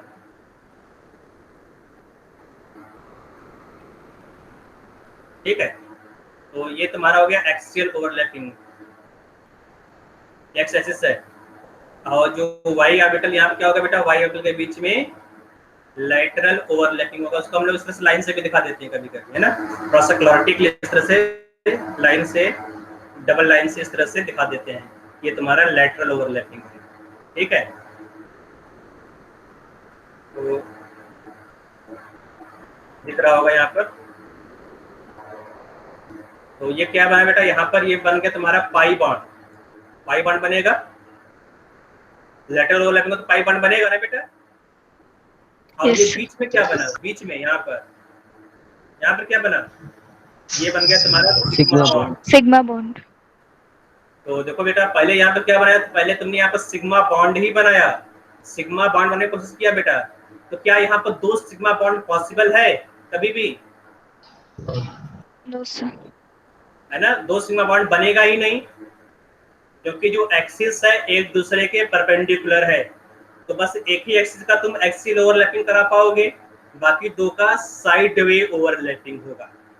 तो अब यहाँ पर जो ऑक्सीजन ऑक्सीजन के बीच में 2 बॉन्ड बनेगा, ऑक्सीजन ऑक्सीजन के बीच में एक तुम्हारा पाई बॉन्ड होगा, जो डबल बॉन्ड है इसमें एक पाई बॉन्ड हो गया। तो दूसरा बॉन्ड क्या होगा बेटा, सिग्मा बॉन्ड। ठीक है, तो जब भी मल्टीपल बॉन्ड बनता है, मल्टीपल बॉन्ड में एक सिग्मा बॉन्ड होगा, बाकी सब पाई बॉन्ड होंगे। ठीक है, तो ये O2 मॉलिक्यूल ऑक्सीजन, उसमें से एक पाई बॉन्ड, दूसरा सिग्मा बॉन्ड। ठीक है, तो जो एक्सियल ओवरलैपिंग होगा वहां पर सिग्मा बॉन्ड बनेगा, जहां पर लैटरल ओवरलैपिंग होगा वो पाई बॉन्ड बनेगा। डाउट क्लियर हुआ बेटा? Yes.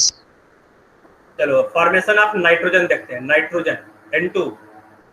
ठीक है, ट्रिपल बॉन्ड भी देख लेते हैं बेटा, है ना? लगे हाथ तो ट्रिपल बॉन्ड भी देख लेते हैं, ट्रिपल बॉन्ड कैसे बनता है। यहाँ पे हेडिंग डालोगे फॉर्मेशन ऑफ नाइट्रोजन।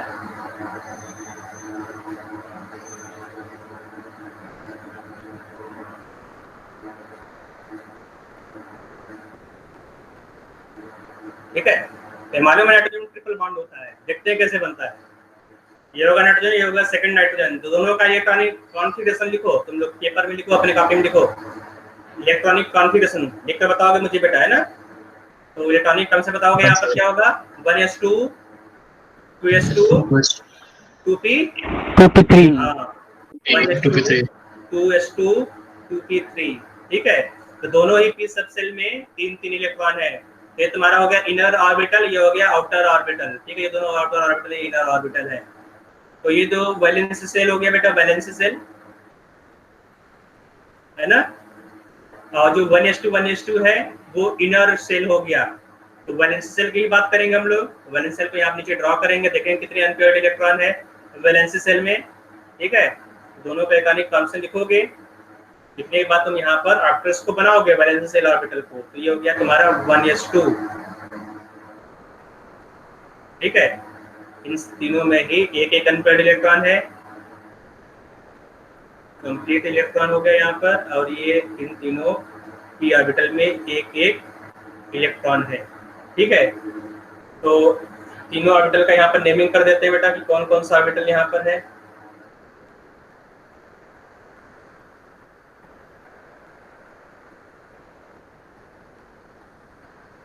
थोड़ा सा स्पेस ले लेते हैं आपको देखते बेटा। तो ये तुम्हारा हो गया 2s हो गया, ये भी 2s है। तो 2s इलेक्ट्रॉन में देखो, जो 2s ऑर्बिटल है इसमें कंप्लीटली फिल्ड है ना, पूरा फुली फिल्ड ऑर्बिटल है। जो फुली फिल्ड ऑर्बिटल है वो बॉन्डिंग में पार्टिसिपेट नहीं करेगा, वहां पर ओवरलैपिंग नहीं होगा। जो हाफ फिल्ड ऑर्बिटल है वही बॉन्डिंग में पार्टिसिपेट करेगा। ठीक है, तो यहाँ पे जितने भी ऑर्बिटल्स को असाइन कर देते हैं, तो लेटर साइन करो, px हो गया, ये py हो गया, ये pj, ये हो जाएगा px, दूसरा हो गया py, तीसरा हो जाएगा pj। ठीक है, तो अब यहाँ पर बनाओगे, हमने बना दिया फर्स्ट नाइट्रोजन एटम, ये हो गया सेकंड नाइट्रोजन एटम। तो तीनों ऑर्बिटल्स को यहाँ पर ड्रॉ करो। ठीक है, तो ये जो ब्लैक कलर में बना रहा हूँ ये है तुम्हारा px ऑर्बिटल। ठीक है, ये तुम्हारा है px ऑर्बिटल। ठीक है, मैं सेकंड कलर यूज कर रहा हूँ बेटा, यहाँ पर रेड कलर से तुमने बना लिया यहाँ पर py। ठीक है, ये तुमने बना लिया py बना लिया। और मैं इस तरह से ग्रीन कलर से, ये ग्रीन कलर है, ये तुमने बना लिया pj। तीनों एक दूसरे के परपेंडिकुलर है ना, तीनों ऑर्बिटल एक दूसरे के परपेंडिकुलर है। तो ये तुमने बना लिया py, ये pz और ये px है। इस तरह से ये तुम्हारा हो गया py हो जाएगा pz और ये px है। ठीक है। तो इन दोनों को पास पास लाओगे, पास पास लाओगे तो कितने सिग्मा बॉन्ड बनेगा बेटा? दोनों को पास पास लाओ, है ना? एक बनेगा। एक सिग्मा बॉन्ड, केवल एक ही सिग्मा बॉन्ड बनेगा यहाँ पर, ठीक है। यस तुमने यहाँ पे नाइट्रोजन ले लिया, सेकंड नाइट्रोजन हो गया, दोनों यहाँ पर आएंगे, ओवरलैप करेंगे आराम से इस तरह से। ओवरलैप करने के बाद ये तुम्हारा बन गया PP सिग्मा बॉन्ड, ठीक है। एक सिग्मा बॉन्ड हो गया। बाकी जो ऑर्बिटल जो परपेंडिकुलर है यहाँ पर, है ना, ये तुम्हारा क्या बनेगा? पाई बॉन्ड। पाई बॉन्ड बना लेगा, ठीक है। इसके परपेंडिकुलर भी एक ऑर्बिटल होगा, यहाँ पे जो PZ है, PZ, तो PZ से ओवरलैप करेगा, तो इस तरह से PZ वाला को उस तरह से डबल अंश दिखा दोगे, PZ से ओवरलैप कर रहा है। तो मैं बता रहा हूँ PZ, ये PZ से ओवरलैप करेगा, ठीक है। और जो PY है इस तरह से PY से ओवरलैप करेगा, है ना। और जो PX है, PX यहाँ पर सिग्मा बॉन्ड बना है, यहाँ पर 3 बॉन्ड बन रहा है, नाइट्रोजन नाइट्रोजन के बीच में 3 बॉन्ड बनेगा, ठीक है। तो ट्रिपल बॉन्ड तुम लगा दोगे यहाँ पर, उसमें से एक क्या होगा? सिग्मा बॉन्ड, और बाकी 2 बॉन्ड क्या होगा बेटा? बाकी 2 बॉन्ड पाई बॉन्ड होगा, पाई बॉन्ड। ठीक है। तो समझ में आ गया ट्रिपल बॉन्ड मल्टीपल बॉन्ड का कॉन्सेप्ट, समझ में आ गया होगा बीबीटी में, valence Yes, bond sir. Theory में, ठीक है। इसे कोई डाउट तब पूछ सकते हो यहाँ पर। सर 4 बॉन्ड क्यों नहीं बनते? हाँ, तो देखो क्या फोर्थ एक्सिस पॉसिबल है?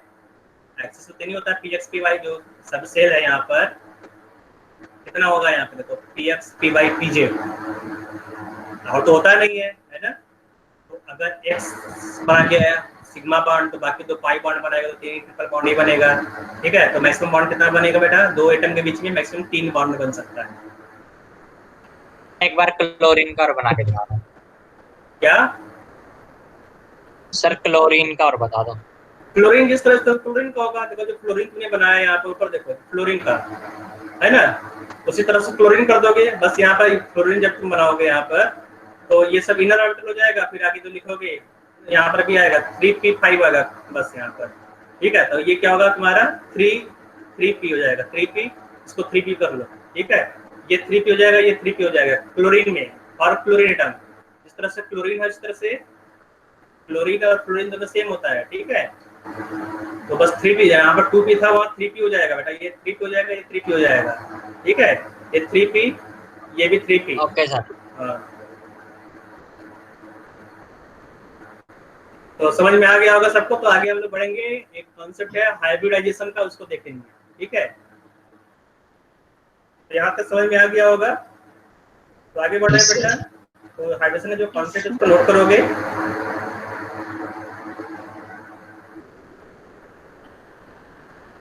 The tetravalence shown by carbon is actually due to excited state of carbon, which is responsible for the carbon bonding. इसको हटा दो यहाँ, ये सब नहीं करना है यहाँ पर। एक मिनट,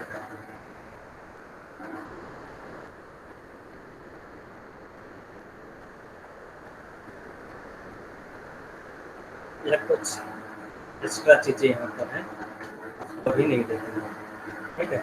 तो जो हाइब्रिडेशन है उसको मैं बोल रहा हूँ, तुम लिख सकते हो बेटा। तो यहाँ पे लिखो इसका definition, the mixing of, cross मैं स्पेशली लिखा हूँ यहाँ पर, उसको मैं लिख दे रहा हूँ। जो ऊपर चीज लिखा गया था उसका कोई मतलब नहीं है, तो मैं यहाँ पर लिख रहा हूँ, जो नोट करोगे। The mixing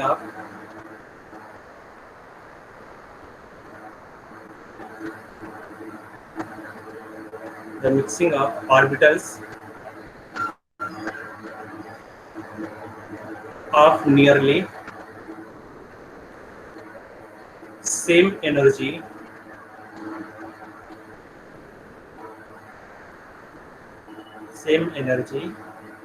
giving rise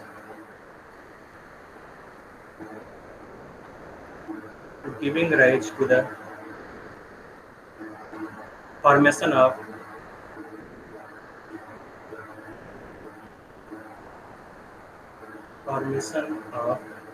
entirely new orbitals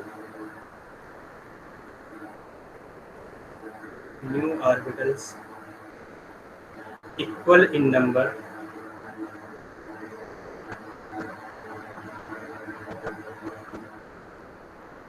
of mixing orbitals having identical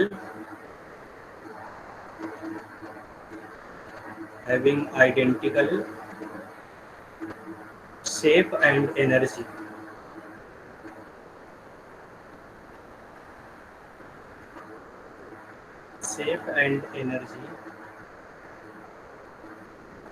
The new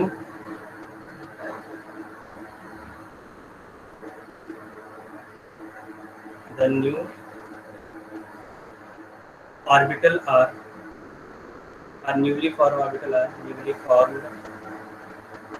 orbitals are known as hybrid orbital or hybridized orbital.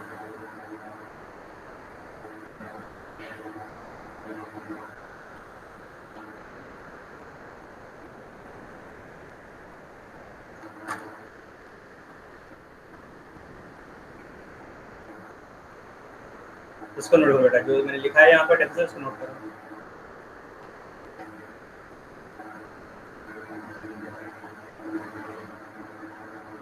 Sir तो तुमने इसके पहले कभी हाइब्रिडेशन वर्ड यूज किया था या फिर देखा था कहीं पर? Yes sir, yes sir. सुना था। इस मॉलिक्यूल में मीथेन। Yes sir. ओके, चलो बेटा देखेंगे यहाँ पर क्या होता है हाइब्रिडेशन। तो यहाँ पर कुछ कैरेक्टरिस्टिक्स है हाइब्रिडेशन का, उसको भी लगे तो नोट कर लो, मैं एक साथ एक्सप्लेन कर दूंगा सबको। ये 4 कैरेक्टरिस्टिक है, इसको नोट करोगे। आगे जो हाइब्रिडेशन है इसको नहीं नोट करना है, यहाँ से यहाँ तक नोट करोगे, ठीक है, जो मैंने हाईलाइट किया इसको।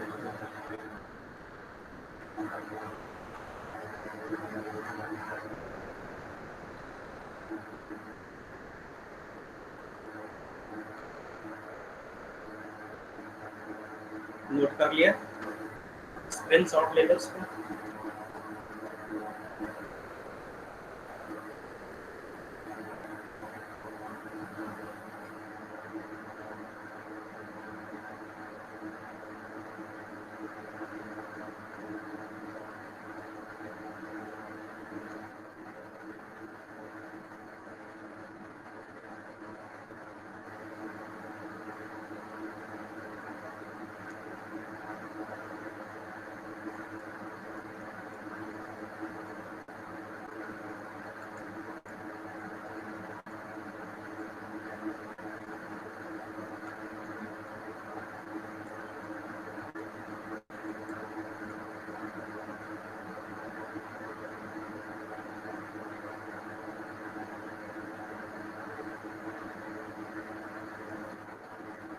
नोट कर लिया बेटा, आगे बढ़ो। सर एक मिनट कर लो। 4th पॉइंट करना।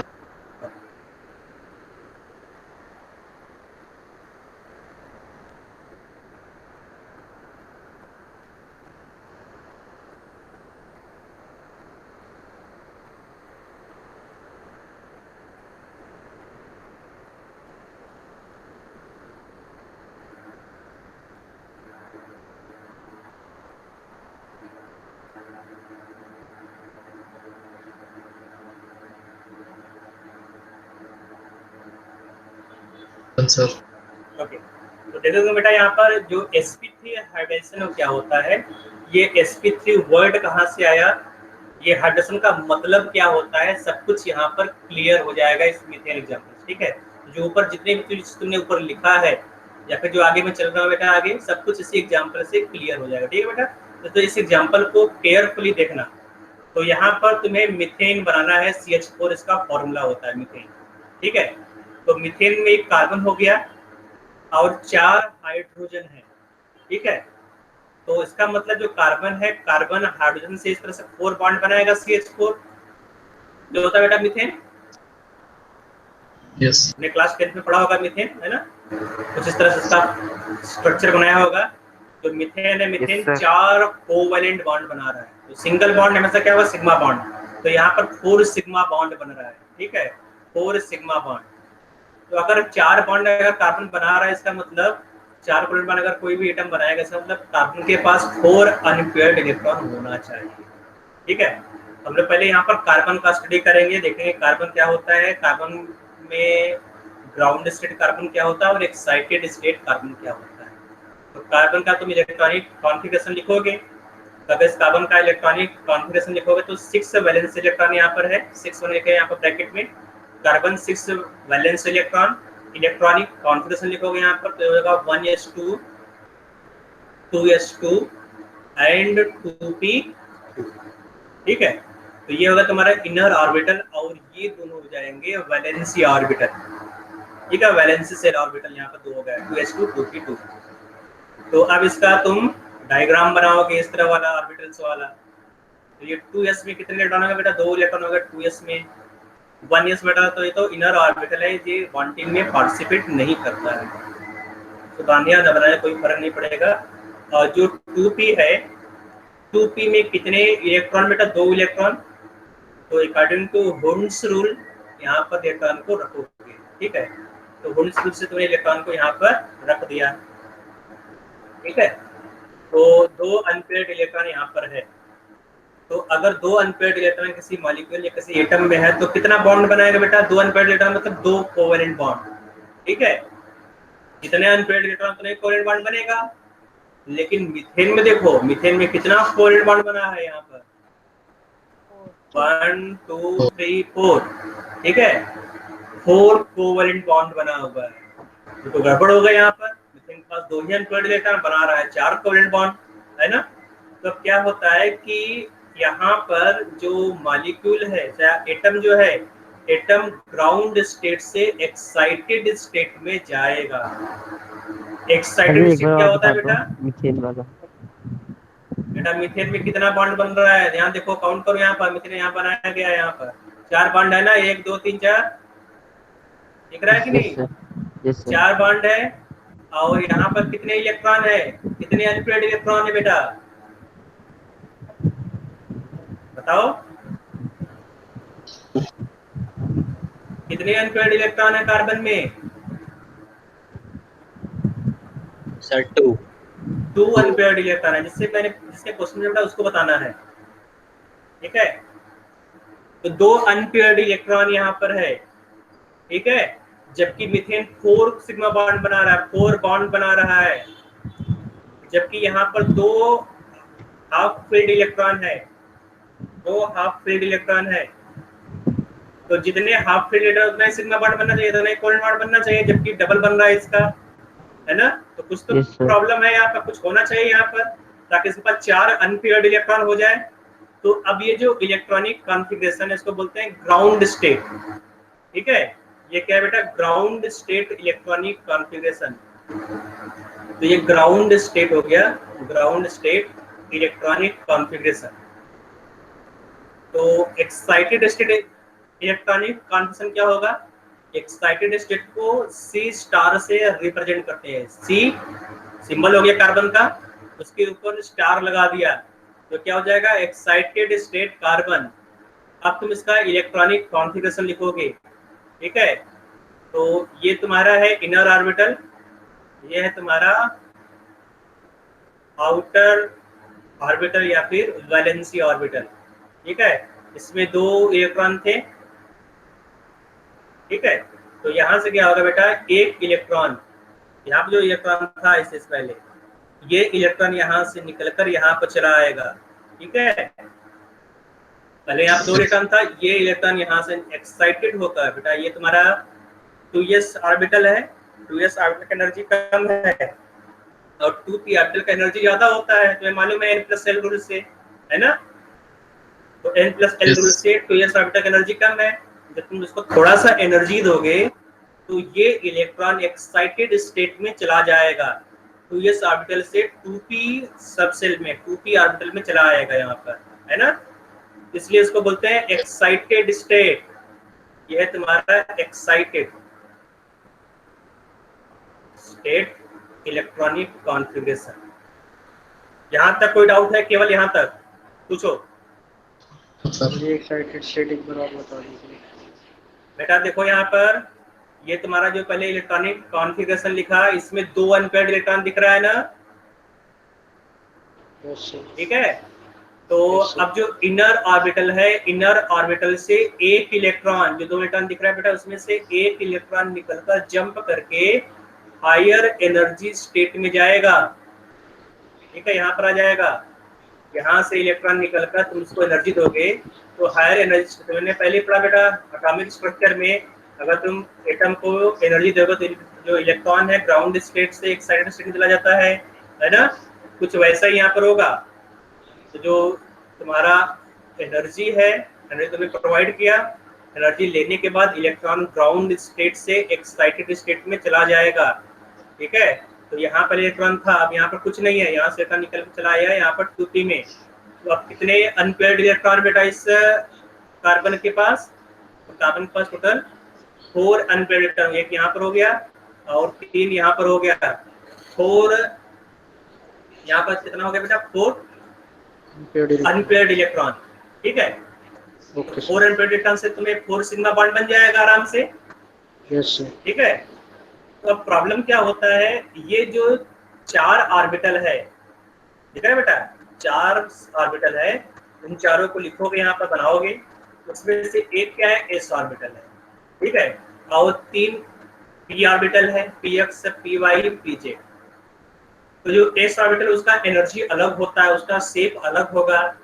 जो पी ऑर्बिटल है उसका एनर्जी अलग होगा, उसका शेप अलग होगा, है ना?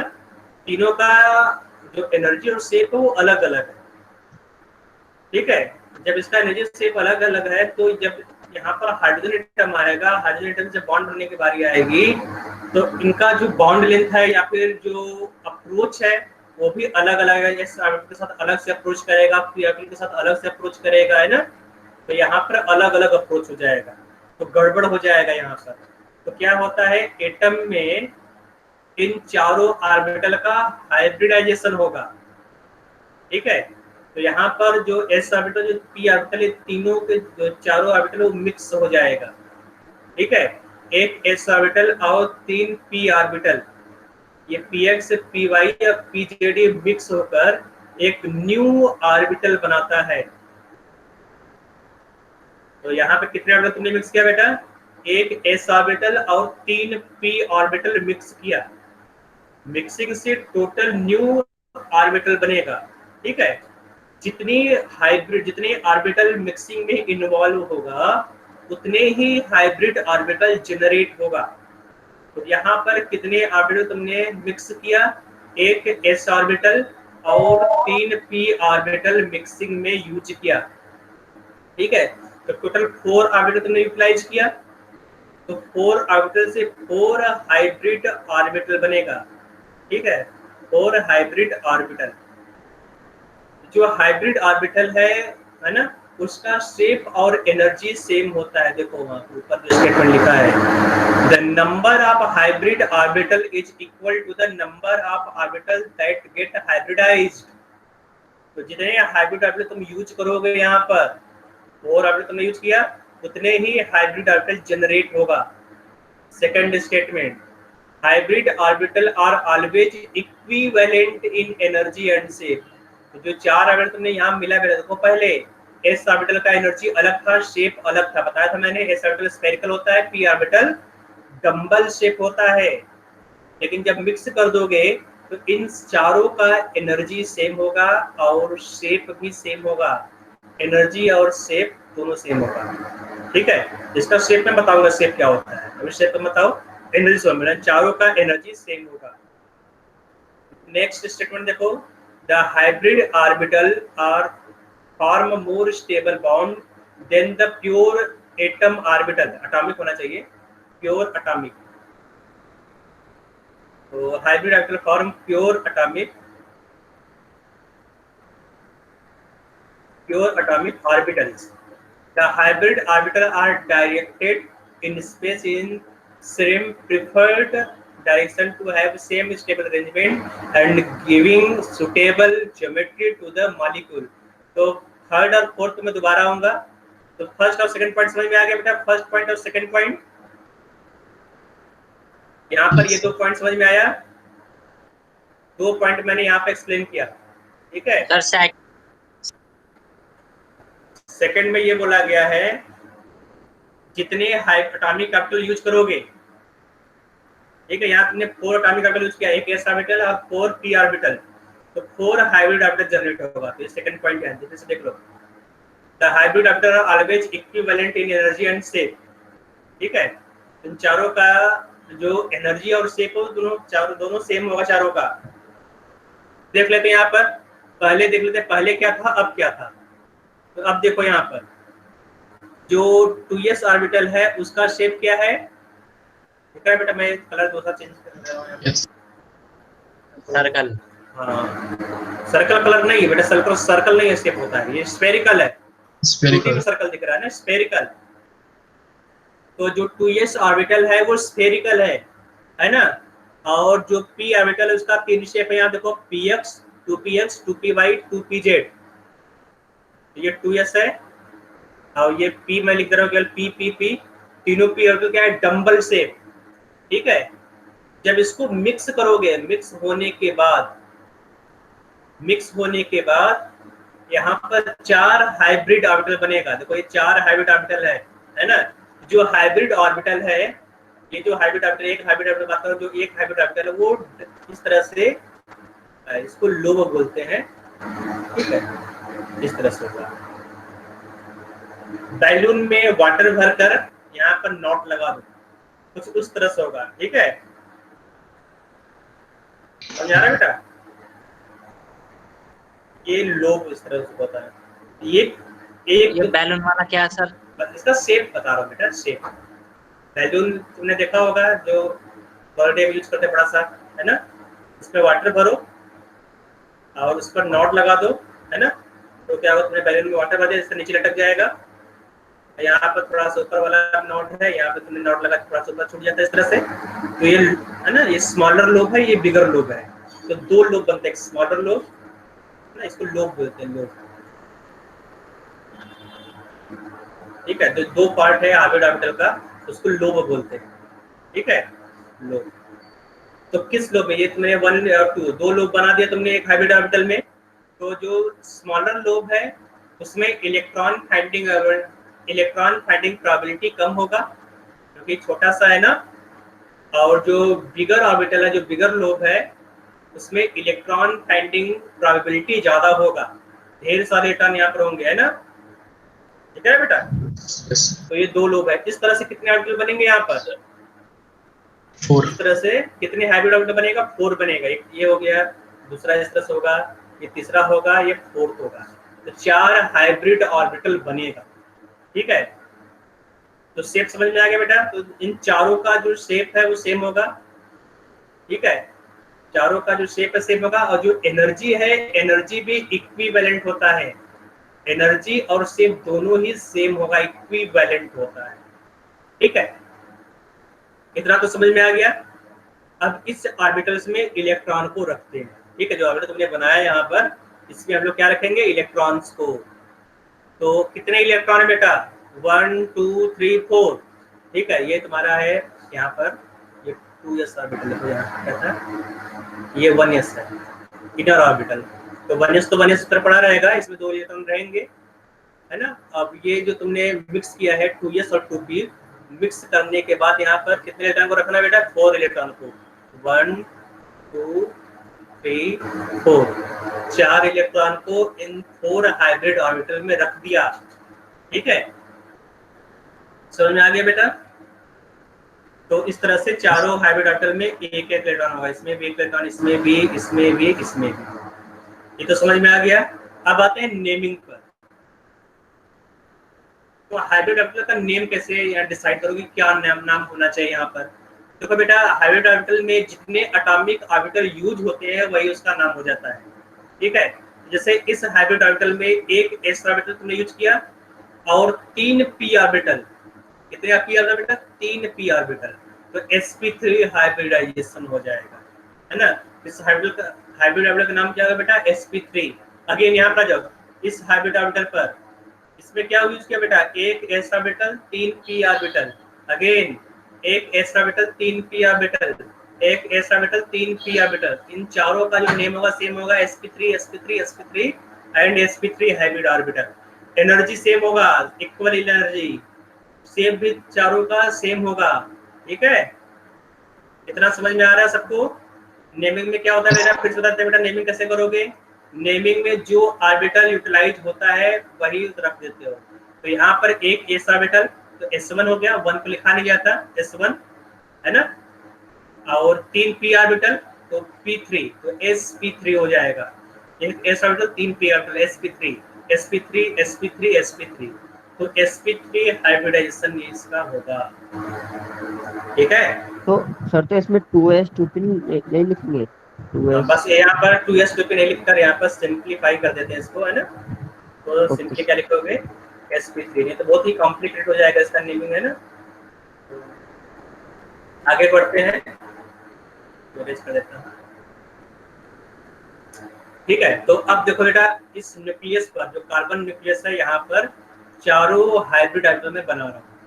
तो ये तुम्हारा कार्बन का न्यूक्लियस हो गया, मैं यहाँ बनाता हूँ, ये कार्बन का न्यूक्लियस है। ठीक है, ये डार्क सर्कल है यहाँ पर। तो यहाँ पर मैंने 4 हाइब्रिड ऑर्बिटल लगा दिए इस तरह से, है ना। एक फर्स्ट हाइब्रिड ऑर्बिटल हो गया, 4 बैलून है, तुमने चारों बैलून को बना के यहाँ पर टांग दो। तो इस तरह से होगा ना, ग्रेविटी इस तरह से नीचे लटक जाएगा चारों बैलून, लेकिन इस तरह से तुम अरेंज नहीं करोगे। क्यों नहीं होगा बेटा, यहाँ पर जब तुम चारों ऑर्बिटल में इलेक्ट्रॉन को बैक लटका दोगे तो इन देखो याद रखो यहाँ पर चारों हाइब्रिड ऑर्बिटल में इलेक्ट्रॉन्स है। ठीक है, तो क्या होगा जब इलेक्ट्रॉन्स है तो क्या होगा बेटा, जब ये दोनों आस-पास आ जाएंगे यहाँ पर तो यहाँ पर रिपल्सन एक्टिवेट हो जाएगा, रिपल्सन होने लगेगा। ठीक है, चारों हाइब्रिड ऑर्बिटल में बहुत ज्यादा रिपल्सन होने लगेगा।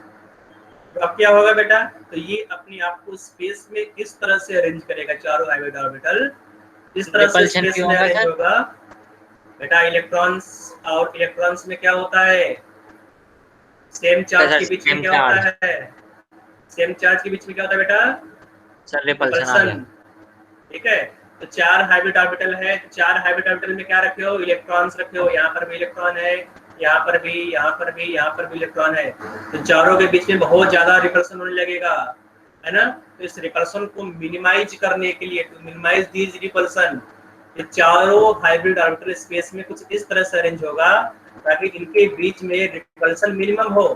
ठीक है, तो रिपल्सन मिनिमाइज करने के लिए क्या होगा, दोनों चारों ऑर्बिटल एक दूसरे से दूर दूर जाएंगे, मैक्सिमम डिस्टेंस पर जाने की कोशिश करेगा, है ना।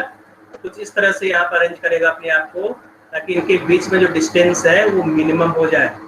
ठीक है, ये तुम्हारा कार्बन का न्यूक्लियस है, ये तुम्हारा फर्स्ट लोब हो जाएगा, ये सेकंड, ये थर्ड, ये फोर्थ हो गया। ठीक है, इन दोनों लोब के बीच बेटा छोटा छोटा लोब होता है, इसको तुम लगा सकते हो छोटा छोटा जो लोब होगा, है ना। 2 पार्ट होता है बेटा, एक बिगर लोब एक स्मॉलर लोब। तो एक बिगर लोब मैंने बना दिया है, स्मॉलर लोब भी बना दिया। तो 2 ऑर्बिटल के बीच में जो डिस्टेंस यहाँ पर आता है, जो एंगल यहाँ पर क्रिएट होगा वो होता है 109 डिग्री 28 मिनट। ठीक है, 2 हाइब्रिड ऑर्बिटल के बीच में यहाँ पर तुम 4 हाइब्रिड ऑर्बिटल को स्पेस में अरेंज करोगे तो ये एंगल आता है। ठीक है, देखो यहाँ पर बनाया गया है, ये चारों हाइब्रिड ऑर्बिटल को स्पेस में अरेंज किया गया है। यहाँ पर देखो दिख रहा है ना बेटा, इन सबको स्पेस में अरेंज किया गया।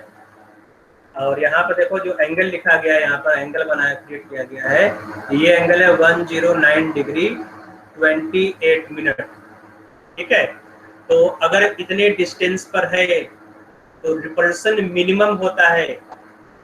ठीक है, तो यहाँ पर रिपल्सन मिनिमम, ये एंगल चारों के बीच में है नहीं, 2 चारों के बीच में होगा यहाँ पर। ठीक है, चारों के बीच में जो एंगल है बेटा याद रखो, ये 2D में नहीं है, 3D में है। अगर 2D में बात करोगे तो यहाँ पर जो मैक्सिमम एंगल कितना होगा, 360 डिग्री होगा ना। इन चारों को ऐड करोगे तो 360 नहीं आएगा। ठीक है, क्योंकि ये स्पेस में एंगल है। तो यहाँ पर जो एंगल आएगा 109 डिग्री 28 मिनट, 109 डिग्री 28, सब में जो एंगल है सेम आएगा यहाँ पर। ठीक है, जो एंगल आएगा 109 डिग्री 28 में चारों के बीच में ये एंगल क्रिएट होगा। Okay sir. ठीक है, तो कुछ इस तरह से बनेगा मीथेन मॉलिक्यूल। ठीक बेटा, तो आते हैं आगे। सर एक डाउट और बता दो। हाँ बोलो। सर आपने बोला था कि जितने अनपेयर इलेक्ट्रॉन होंगे उतने कोवेलेंट बॉन्ड, वो क्या था वो समझ नहीं आया। आगे बता देंगे।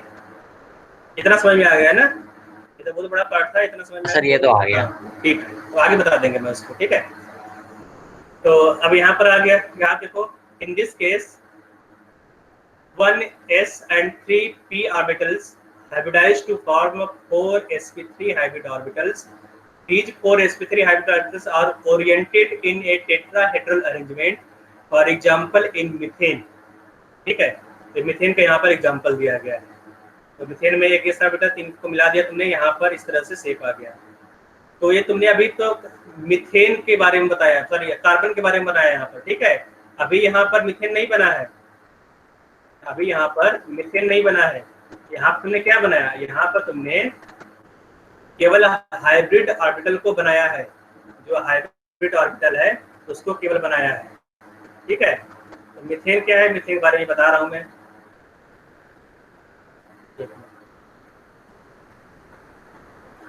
तो यहाँ पर हो गया तुम्हारा,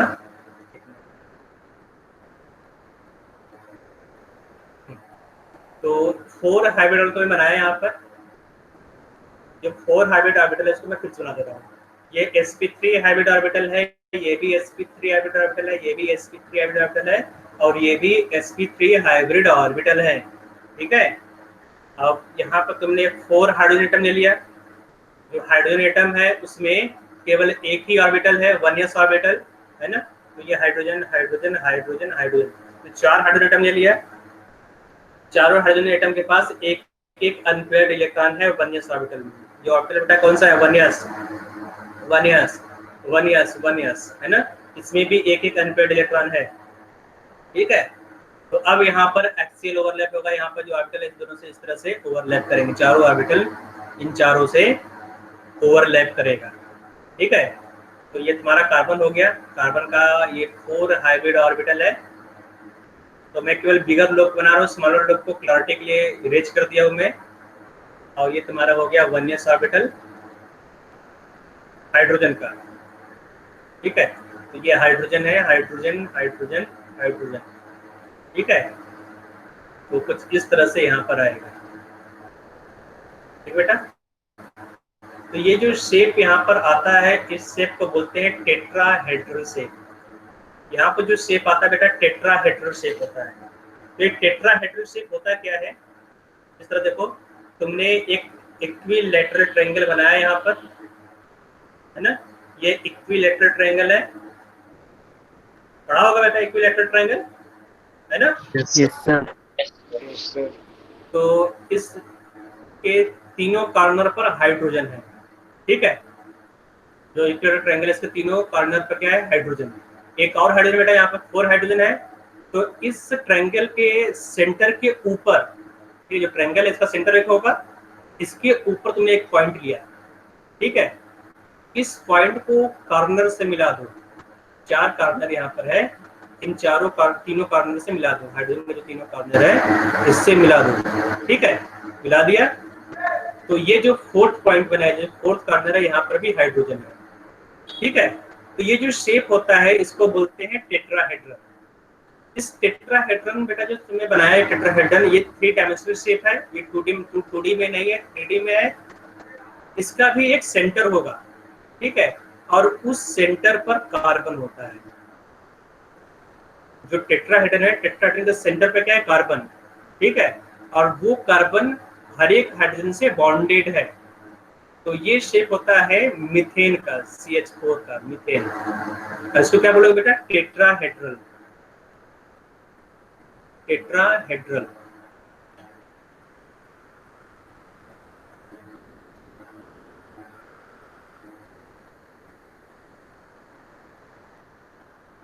ठीक है, ट्रायंगल बनाने के बाद क्या किया? तो इसको देख लेते हैं टेट्राहेड्रल ट्रायंगल, जो टेट्राहेड्रल है। सर इसका जो पॉइंट मिल रहा होगा ऊपर, वहां पे होगा क्या कार्बन? हाँ, इनका चारों का मिला के कॉर्नर को मिला के पॉइंट होगा, वहां पे होगा कार्बन हाँ सेंटर बिल्कुल, में देखो ना। यहाँ पर मैं दिखा रहा हूँ, तुमको यहाँ पर क्लियर समझ में आ जाएगा। ठीक है,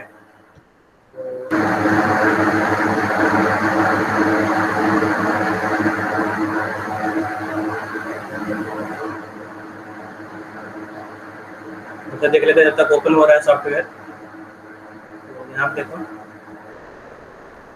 इस देखो यहाँ पर ये तुम्हारा इक्विलैटरल ट्रायंगल हो गया, है ना। इसके ऊपर तुमने एक पॉइंट कंसीडर किया, इस पॉइंट को हर एक कॉर्नर से मिला दो। ठीक है, तो कितने वर्टिसेस होंगे यहाँ पर? 4 वर्टिसेस होंगे। हर एक वर्टिसेस पर हाइड्रोजन होता है। ठीक है, इतना समझ आ गया बेटा? जितने वर्टिसेस है हर एक वर्टिसेस पर हाइड्रोजन है। तो ये जो शेप आया बेटा, इसको क्या बोलोगे? Tetrahedral shape. ठीक है, यहाँ पर कार्बन कहाँ पर होता है बेटा? कार्बन कहाँ होगा? इसके सेंटर पर, जो सेंटर होगा इस टेट्राहेड्रल के, उसके सेंटर पर कार्बन होता है। ठीक है, तो ये कार्बन चारों हाइड्रोजन से बॉन्ड बनाएगा। तो बॉन्ड क्या है यहाँ पर?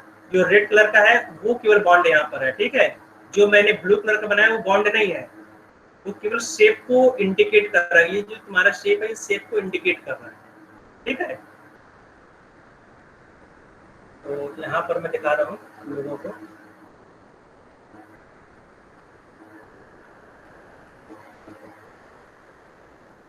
देखो बेटा, ये तुम्हारा जो शेप है, ये तुम्हारा हाइड्रोजन है, सॉरी मीथेन है। दिख रहा है बेटा 3D में, है ना? Yes sir. यस ये तुम्हारा मीथेन है। ये डॉट, इसको भूल जाओ, ये कहाँ से आ गया ये देखो क्या। ठीक है, तो ये मीथेन का तुम्हारा शेप है। चारों तरफ घुमा घुमा दिखा रहा हूँ तुम लोगों को, क्लियर नजर आ रहा होगा, है ना। तो यहाँ पर जो 2 बॉन्ड दिख रहा है, ये जो बॉन्ड है, बॉन्ड का एंगल तुम निकाल सकते हो यहाँ पर। ठीक है, तो यहाँ पर जो बॉन्ड एंगल है उसको तुम निकाल सकते हो। इसके बीच में जो बॉन्ड एंगल है ना, तो 109 डिग्री 28 मिनट्स के आसपास ये है। यहाँ पर थोड़ा सा बहुत प्रॉब्लम है। तो जो बॉन्ड एंगल दिख रहा होगा बेटा, 109.47 दिख रहा है बेटा bond angle. Yes sir. Yes sir. हाँ, यस सर। तो ये तुम्हारा इसका मीथेन का शेप है। ठीक है, तो जितने भी बॉन्ड यहाँ पर है सब में यही एंगल तुम्हें दिखाई देगा, जितने भी बॉन्ड यहाँ पर 4 टाइप्स का है। समझ में आ गया बेटा किस तरह से इसका शेप है? तो इस शेप को बेटा बोलते हैं टेट्राहेड्रल शेप। ठीक है, ये टेट्राहेड्रल होता है। ठीक बेटा, तो इसको क्लोज कर देता हूं, शायद कोई मतलब नहीं है, समझ में आ गया होगा इतना। तो मीथेन तो समझ में आ गया बेटा, मीथेन का फॉर्मेशन। अब आते हैं sp2 हाइब्रिडाइजेशन पर। ठीक है, sp2 हाइब्रिडाइजेशन, तो जो बाकी जो डाउट होगा जिसको भी, वो इसमें क्लियर हो जाएगा। ठीक है, वो दोनों पास डाउट अभी और होगा कि ये चीज समझ कैसे होगा, ये कैसे होगा, पूछ नहीं रहे हैं, तो उसका डाउट यहाँ पर क्लियर हो जाएगा। तो sp2 हमेशा रहता है बेटा। तो यहाँ पर मैं एग्जांपल ले रहा हूँ BF3 का। ठीक है, ये मॉलिक्यूल है BF3। तो फॉर्मेशन ऑफ BF3 में कर दे रहा हूँ फॉर्मेशन। टाइम हो गया बेटा, नेक्स्ट क्लास में देखते हैं। फॉर्मेशन ऑफ BF3 लिखकर छोड़ दो। Good evening sir.